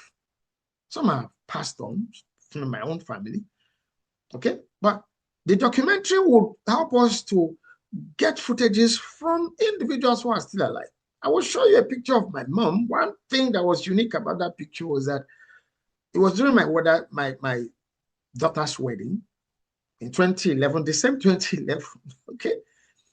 And a very close friend of mine, very dear friend of mine, one of Nigerian's veteran movie makers, Mr. Tade Ogido, spent 2 weeks with me in Ekiti over that period of my daughter's wedding and filmed the entire wedding. There was something else I appealed to him to do for me, which he did, which is to interview my mother during that period because she was there. You will see the picture when I get there. So maybe I should just leave this part and go to the pictures. When I get to her picture, then I'll go back to the Tade Ogido issue and her interview about her recollections of the war and what could have happened, what couldn't happen, what should. It's all recorded, okay, in that visit. But people will tell you now that war, it wasn't about oil and all of that. There's a lot of video flying around all over the place now. General go on putting it on record, it was oil. That interview was done 2008. And I still don't think that General Gowon has written any book himself to at least tell his own story. No, even when you listen to him in the interview, he's so the confidence is not there. I'm stammering. I'm like, oh God, oh God. So this is why how many million people died? And this was the president or the head of state that I went to go and queue up to wave flag to in 1970, what, 74, 73 or 2. It's not oil. From this same book, Biafra Let's Forget, a Russian friend of mine, an author, a lawyer, Russian author and lawyer, Yulia Kasyankova, wrote the foreword to this book. Because then I asked her, what's your interest in Nigeria? She said, don't worry, I know enough. Nigeria is very dear to me. And when she sent me her piece for the foreword, I'm like, wow, okay. One of the things she said was, it's in the book, I'll read part of it to you. You said, though Biafrans claimed they were fighting for the noble cause of their independence and mere survival, while their adversary, the Nigerians, declared that they fought to reunify the country. In fact, both parties were involved in a conflict of opposed political interests aimed at gaining or retaining wealth. In this case, it was free access and full control over vast revenue from vast oil reserves recently discovered in the Niger Delta. This is in the foreword to this book, Biafra Let's Forget. 16 years ago. No, it's not oil, it's the Igbos, it's Ojukwu. No, wrong. Okay? So, because of this oil and all of that, I will tell you my story, going to use these pictures or show you where we started from and what they turned us to, what the war turned us to, what you risked becoming. You hear some of them on interviews say, we will fight, we will go to war. If this doesn't happen, we'll fight, we'll go to war. And you keep quiet. They have armed warlords in different parts of Nigeria. You are the only one who thinks that is a joke. They are not joking. So you should understand what you need, what you're going to face. Read this book.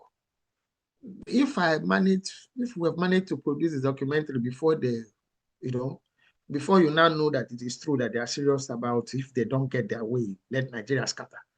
Then you watch the documentary and know what you might need to do, how you might need to conduct yourself. But I will show you pictures now. I said so much about my grandmother, okay? It's my grandmother, my entrepreneurial thing. The first picture here is that of my grandmother in Umoba. The village, you can Google Umoba, see where it is from there. You know, the picture number 2, please guys, please, could you put up the pictures so we'll go through them quickly. The picture number 2, there is still from my, it's not of my grandparents, this time my maternal grandfather, in the same Umoba, in the same compound. But by the time that picture number 2 was taken, my grandma had passed. My grandma passed the same year I did youth service, that's 1985. The letter of her unfortunate passing, of her passing, it's unfortunate because she was old. Unfortunate, I miss her, yes.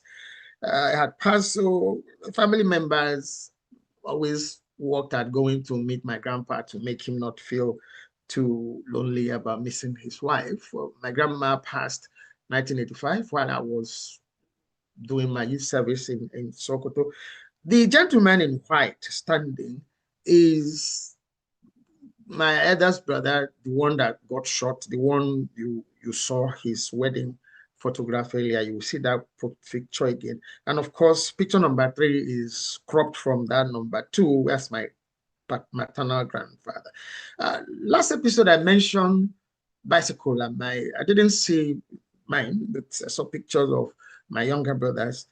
That is their bicycle. That house where that picture was taken was our mother's place at 14 Iboku, a street called Iboku Diob, D-line in Port Harcourt. Now you think that what is happening in Lagos now is new. It's not new. The changing of names, street names or areas that were that have Igbo related names and all of that. No, it's not new. They're learning. They're reading from books. They're copying. I'm not spreading any hate inside. I'm reporting what people are doing, what people did before. That house where that picture, where the two of them are on that bicycle, was 14 Ibuku Street. They've renamed the first thing that happened in Port Harcourt, in River State that time, they renamed even whole villages, whole towns, whole localities, removed their Igbo names and added RU, Rumu, R, not even RUs, RU. Umu Kurushi became Rumu Kurushi. So I don't know the name. This Ibuku Street now can't be called Ibuku because Ibuku was an Igbo name, you know, Ibuku meaning big Igbo. Okay, that was the name, that was that street where that picture of mine. And of course, picture number 5 was my immediate younger, my immediate elder brother and myself. You will see him later. I'll talk about him later a little bit, you know, yeah. In front of the same house was the house, you know, we have moved, I said we moved away from the city center, which was noisy. This was a more relaxed, more, you know, less seedy part of Port Harcourt that time, okay? And then, of course, picture number 6 is this wedding in 1974 of my mother's first son, okay, at that time. The person in that white shirt and bow tie to the right, as you are looking at the picture, after the elders, after the elderly people, is yours truly is me, okay, and then my younger brothers and other other people. Now, picture number 7 is myself and my younger brothers, the twins. Now, if you look at picture number 5, you have an idea of my size when that war started. That picture was taken late in 1966. Okay, that picture was taken late 1966, which is about the same time that the picture from with my younger brothers, the twins, and the bicycle was taken in Port Harcourt. But picture number 7 was taken in Umuoba. Umuoba, I mentioned this severally, was a train town, the rural commercial town with a very important train station where the bombings landed in the market and killed people. This was just a few years after, I think this was 1975 or so, you know, just by my grandparents' compound. Where we are sitting was not their compound. There was another building, another family, friend, another, you know, friendly family with my grandparents was their compound. It was called the Anya Wombs then. Just by their store, they had a, you know, provision store. We took the picture there. You could look at that was 1975. And of course, picture number 8 is what I looked at, like then, you know, by the time I started secondary school. And talking about secondary school, picture number 9, I mentioned Lagos Baptist Secondary School. I mentioned that I finished secondary school at age 20. That's what I looked like in Lagos Baptist, where Dele Alake's father, okay, was the principal, Mr. Emo Alake, okay. You could see my schoolmate. They used to call me the senior that doesn't wear trousers. Yes, everybody was waiting to get to Form 4 to wear trousers. I wasn't interested. I never wore trousers till I left. I graduated from the school, you know, so I didn't care. And that was how I dressed.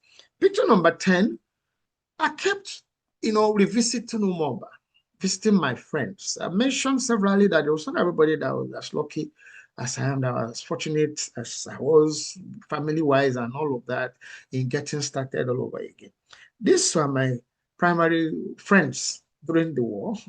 By this time, I was guy in the heart in the middle of both of them. You can see how big they are. You can see how small I was. And in that time, those are people we were going to hide from bombings during the war. So whenever I went back to visit my grandparents in Omoba, I always look for them. I didn't go to school with ghosts. I have people I went to school with every level of my education, and I'm showing you some of them here. Stop looking for people who have no background. They have nothing to lose, and that is part of what Nigeria is suffering. They would only look for their likes and force them on you. Sooner than later, you have worse people, more deadlier people than themselves as your rulers. It's going to happen. If you don't wake up, electorate media, it's going to happen. Okay? Now, you've seen this picture 11 before. I have mentioned it at the start of this program. This is the compound I grew up in Osauku. This is the one picture to the right. Every vegetable we ate was right on the compound. When you look at picture number 12, those are oha trees right behind the kitchen. So you didn't even have to go far and all of that to get them. Picture number 15 was my dear father. I went to school. Yes. This is the same school Cardiff and me went to. This is the University of Lagos. Yes. Yeah. Okay. And this was during my graduation with my dad. So my dad was a human being, was known. We lost him in 1995. Sorry, 1994. He was buried in 1995. Okay. And that's me and my dear father again. Another postgraduate program graduation. He was always there. And my young mother, picture number 17, that did so much for us.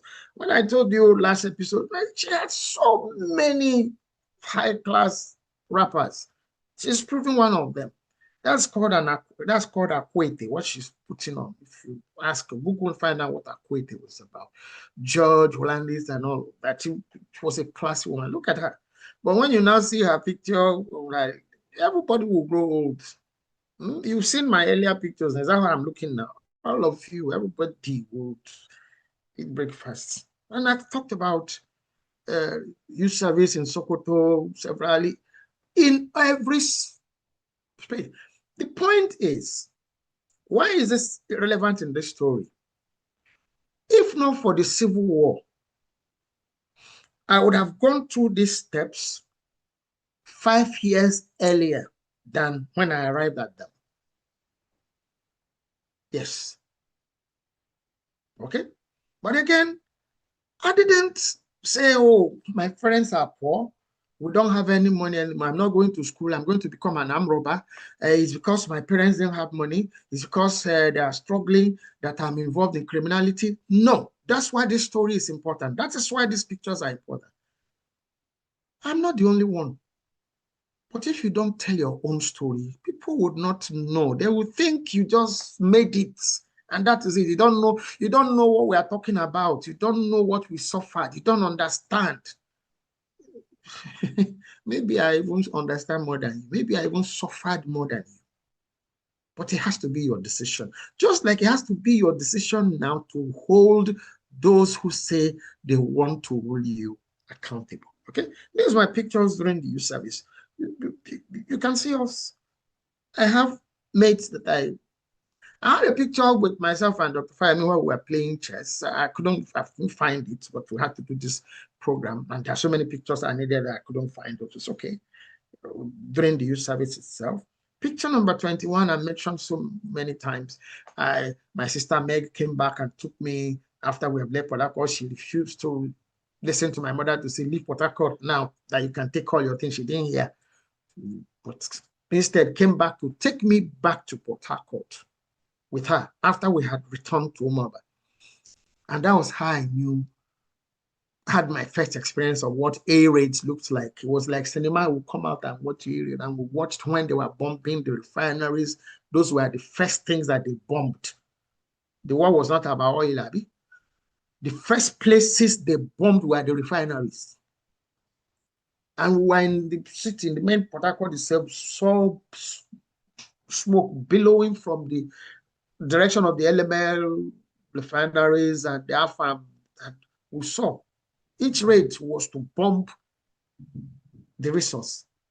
It's still what is causing insecurity problem, the top insurgencies, banditry, terrorism in Nigeria, still resources. I said it last episode. Go and check all the places where this thing, those are the places they are mining gold, mining gypsum. Last episode, I was trying to remember the resource that somebody said, Richie, you can do this now. You know, people, was gypsum, that they were all mining illegally in the early 90s, mid 90s, late 90s. It has gone beyond gypsum now to whatever.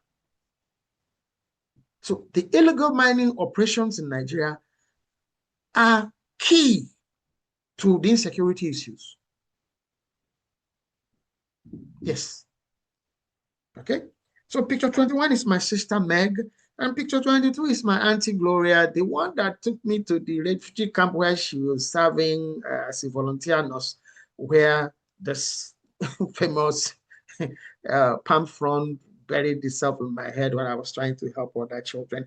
And picture 23 is my dear mom and my sister Meg. Like I said, we had lost my sister Meg 3 years ago. Natural causes was cancer.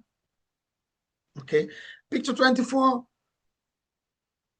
just like my father made us to, you know,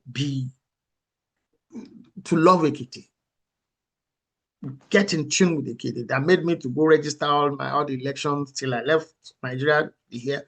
It was, you know, I even relocated to Ekiti.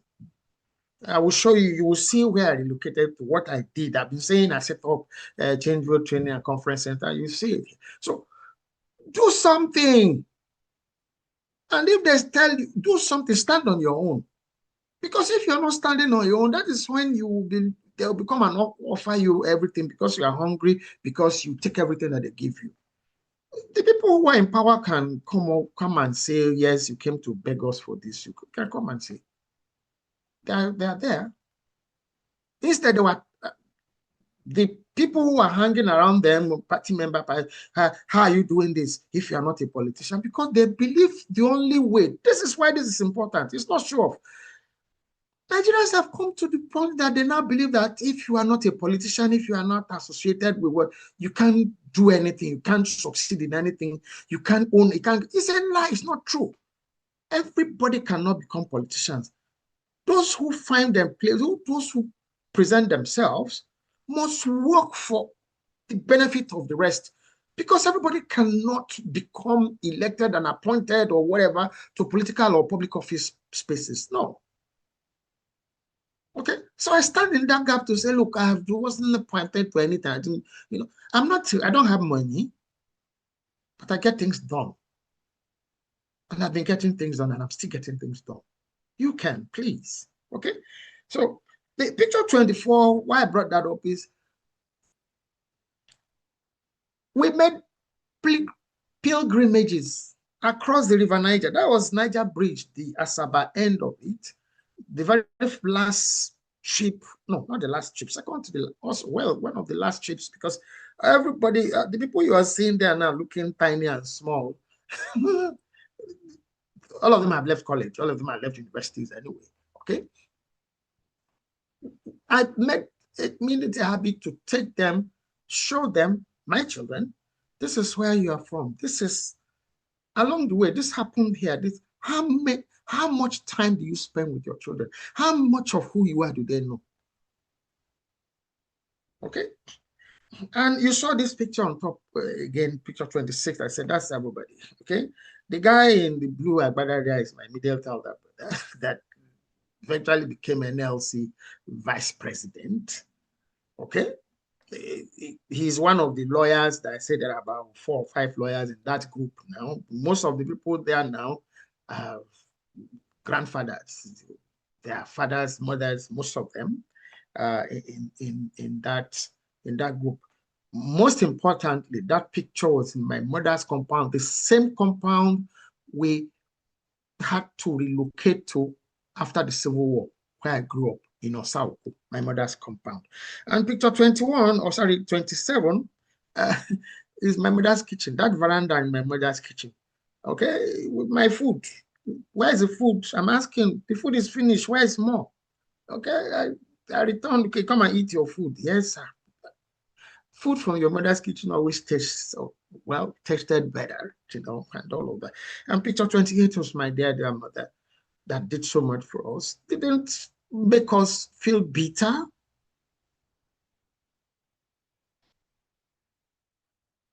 By bringing us up as a single mother all through the period of the Civil War, because like I said, it wasn't my father's fault he wasn't there. He had to return to the West because he was Yoruba.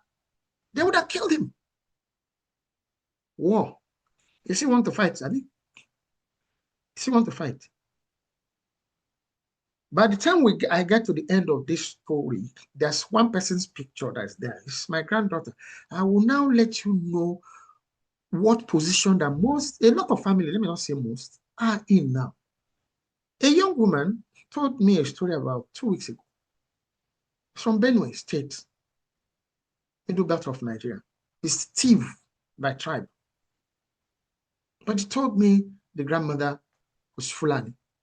Because I said, oh, then how come this name? How come? Well, she started the story and then, no, it's not me, but my grandmother was Fulani.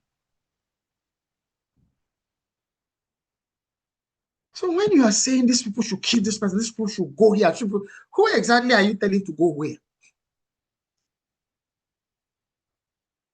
Work at things, making things work to benefit everybody. Call wrong people out. Don't lump everybody together. Because you are part of that everybody.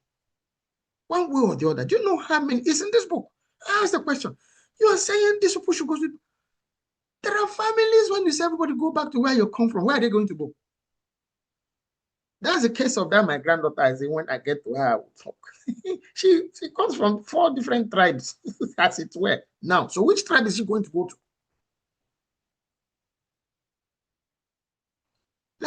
Let Nigeria and Nigerians focus on issues, not parochial narratives, development issues. But the politicians have divided you so much so that they've made you to lock on parochial issues like themselves, and it pays them. Okay? Picture 29 is still my dear mother in her compound, that same trip. Picture 30 is myself and my Auntie Gloria, that same trip as we arrived.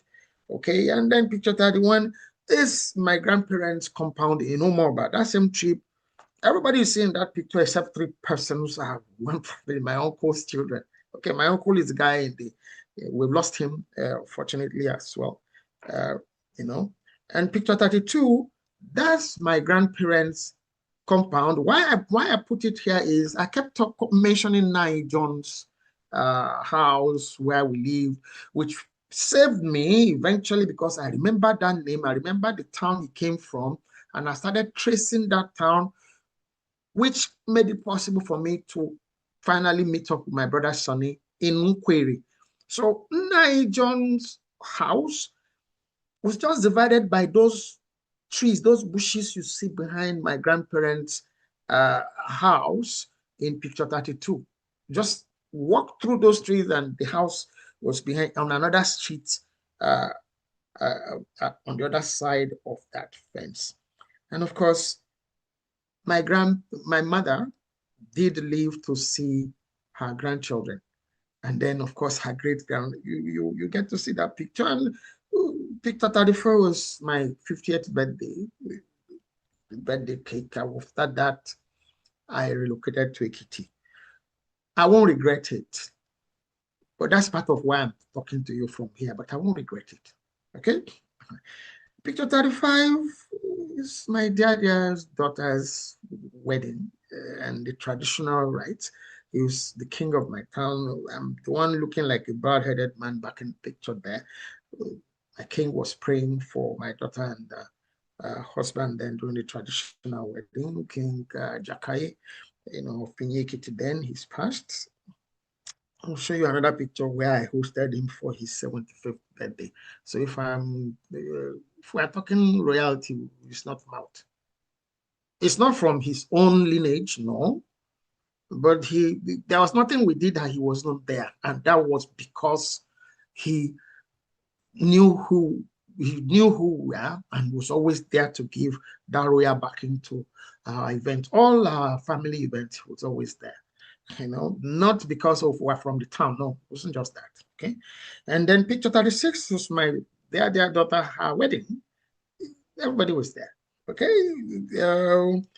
The person closest to the husband is the wife of my dear brother and friend, Dr. Kayode Fayemi, Relubisi Fayemi. Okay. And then the person after my daughter was our dear mother, friend,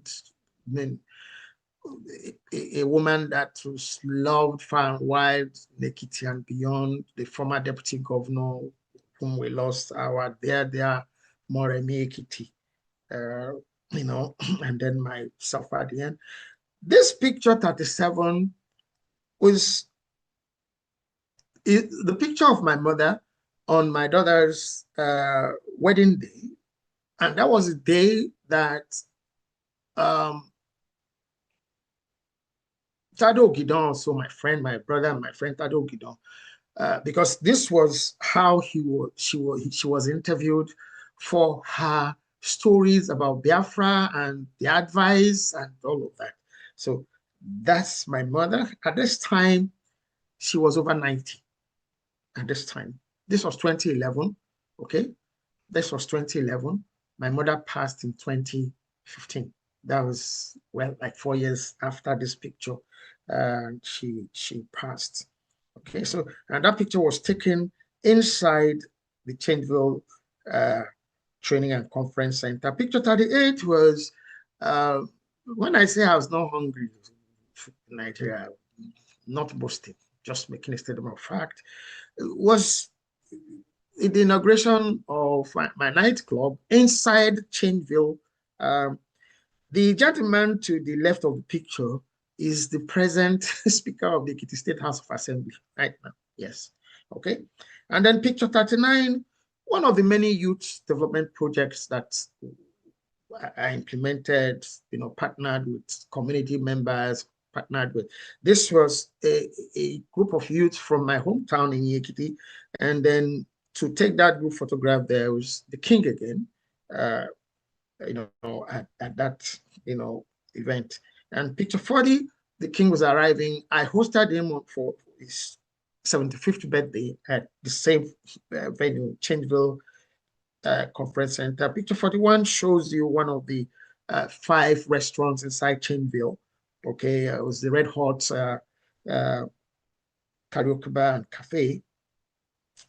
And then picture 42 was me trying to make kids, laugh and feel, have fun during my birthday for that year, because that's what I do. I host kids from orphanages, and that was also inside Changeville Training and Conference Center. Picture 43 shows you a view of the facility itself. Picture 44 was the same thing, it's the same place, complete with a mountain, a hill, a rock, and that's on my daughter's traditional wedding day.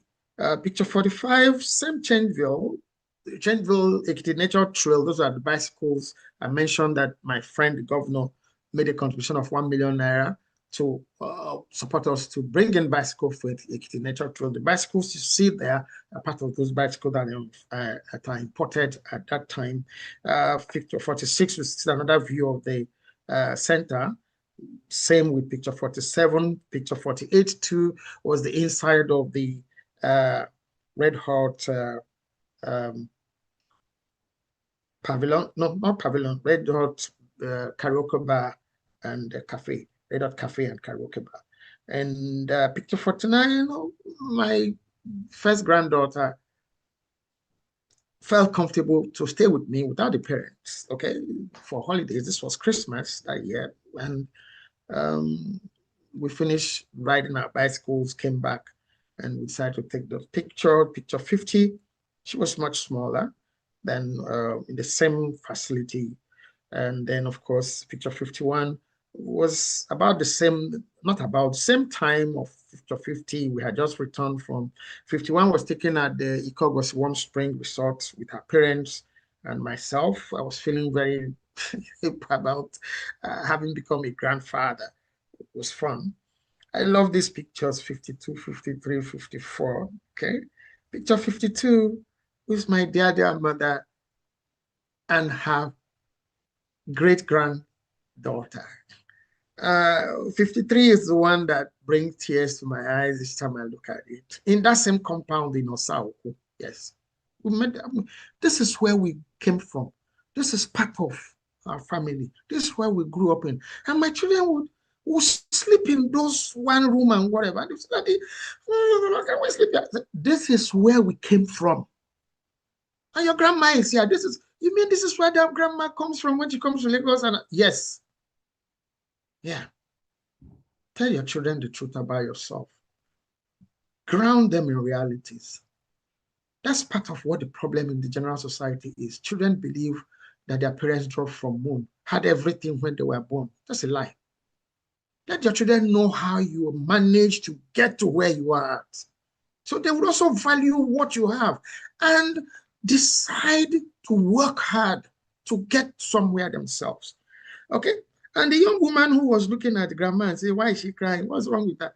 Is this young lady now, 13 years old, my first granddaughter, picture 54. Yeah.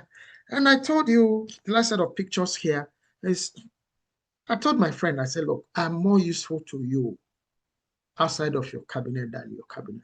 I founded the Ekiti Food Bank. Most people who hear and know about the Ekiti Food Bank believe that it's a government project. No, it was not. It's my project. Okay? Yes, it was in his budget, I think, for the 2014 year or 2013 year. He made budget announcement. He made sure he could. Yeah, yes. I didn't have any problem with him taking credit for. Yes, I founded it, but to support him and to solve a problem that is solvable. So when we get to season 3 and we start talking about Quest for a Safe Nigeria, food security is an issue. We've run an episode on food security before, but we'll take it differently. Food security is not your sharing rice during election. That's not food security. You have monetized poverty, monetized hunger, and you only go and bring things out when you think you want people, and that's feeding people. No. We ran the Ekiti Food Bank to show that people could be fed. No strings attached. And it happened. And I'm glad to say my friend agreed with me, listened to me. It wasn't politicized. Some people tried to, but I stood my ground. No. I said it at the beginning. People who qualify to be served under the criteria that we have set are the people who will give food. And that was what happened. Okay. The National Assembly members, National Assembly, NAS, heard about the Ekiti Food Bank, thought maybe came to check to see whether it was true. So the picture in the middle, 56, was the guy in the white robe, white gown, white garment there. He's a member of National Assembly. I don't even remember his name because I didn't even made any point of trying to, keep it. No, there's no need. What we are doing was not about me. And anybody can do this in your state, in your community. Nigeria should have functional food bank, integrated, intentional, programmed, sustainable food banking system. We'll come to that in the next season, okay? And of course, picture 57, which is the last picture, thankfully, I'm going to bore you with, sorry, okay? It's to show you we are real, really. So, I'll tell you my back. Imagine if I died in that war. I can't tell you anything. I won't be here. I won't write this book. Is it a big deal? Oh, yes, it's a big deal. You would have missed being angry at my being at this podcast and this live stream. So what the hell is he talking about? I would have been here to annoy you, at least, if not any other. And those of you who find what we are doing meaningful, that opportunity would have been. There are so many children who died, who could have done more than anything, who could have been more than, who could have made Nigeria a better place, who could have, because some greedy individuals felt it didn't make sense for people to benefit from what is in their backyard. which is still the problem till today, which is still at the center of the issues of insecurity in Nigeria today. That's my friend, Dr. Kayode Fayemi, in the serving apron, serving beneficiaries from the Ekiti soup kitchen in a town called Itapa Ekiti. That soup kitchen, what we did was to go into partnership with citizens of communities that can help their people. Stop dashing them money. Who can help? You can program to feed the needy in that community. You would have done so much. So the family that partnered with us to set up that soup kitchen in that, we had about 16 different soup kitchens all over Ekiti for that period, in partnership with community members. So the family that partnered us to set this up in Itapa Ekiti, and it was called the Ajiboyes, okay? And I'm the guy in the green top in that picture. So I thank you for taking a lot more of your time that we've taken in any other previous episode. First, today, this is the last episode in the season, episode 13 of season 2. I thank you so much. I want to beg President Tinubu, it's not late.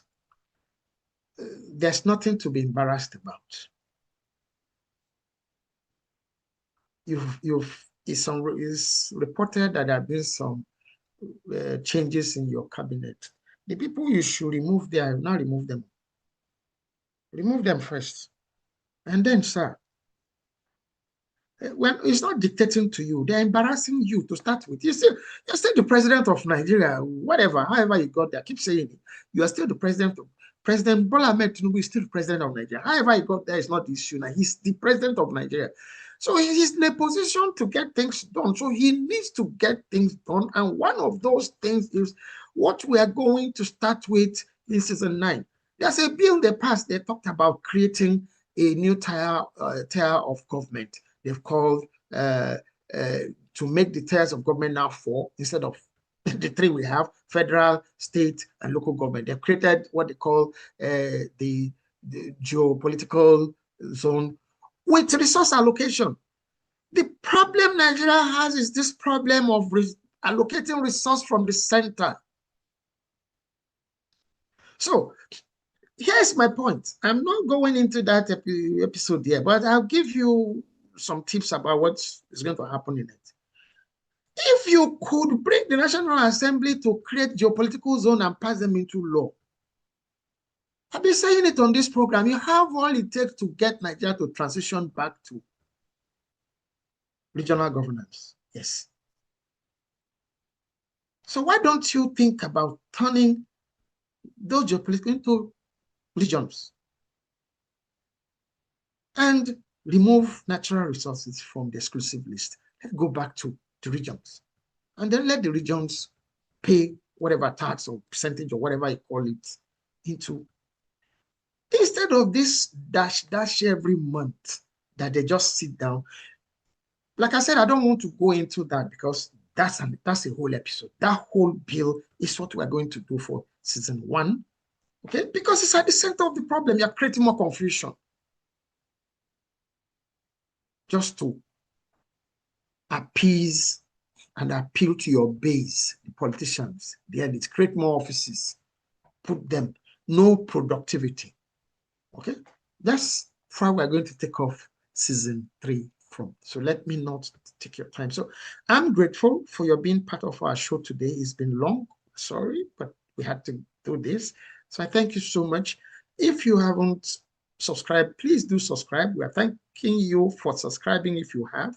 And pretty soon we'll cross over the 1,000 milestone on this program, and we'll make a video for you again to thank you. Okay, and if you have not, please subscribe, support us if you think we're doing something worthwhile, and then please buy a copy of Biafra Lest We Forget. Support me, support this program, donate to the GoFundMe campaign, please, to produce that book as a documentary. All these pictures are not in that book.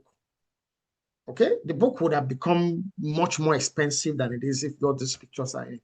But these pictures and a whole lot more footages from the real locations that are mentioned in that book will be part of what will be in that documentary to bring the story to life.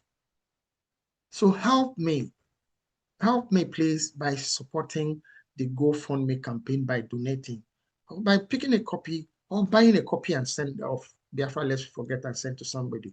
Yes, you're buying it, it's my name that's on it, but as always, it's not about me. I want to do this, but it costs money. And I don't have that money. Like I've told you, I'm not rich, okay? But I get things done. So I've done this. We also do this together. Support me to produce this documentary. And then we take it from there. As we finish, it will be there in the public domain for free. I'm not going to send the documentary. We're going to put it in parts so that people can watch bits of it, like that, so that it's not just one material, and then put it in parts. It's easier to download, watch, and maybe delete, and so that,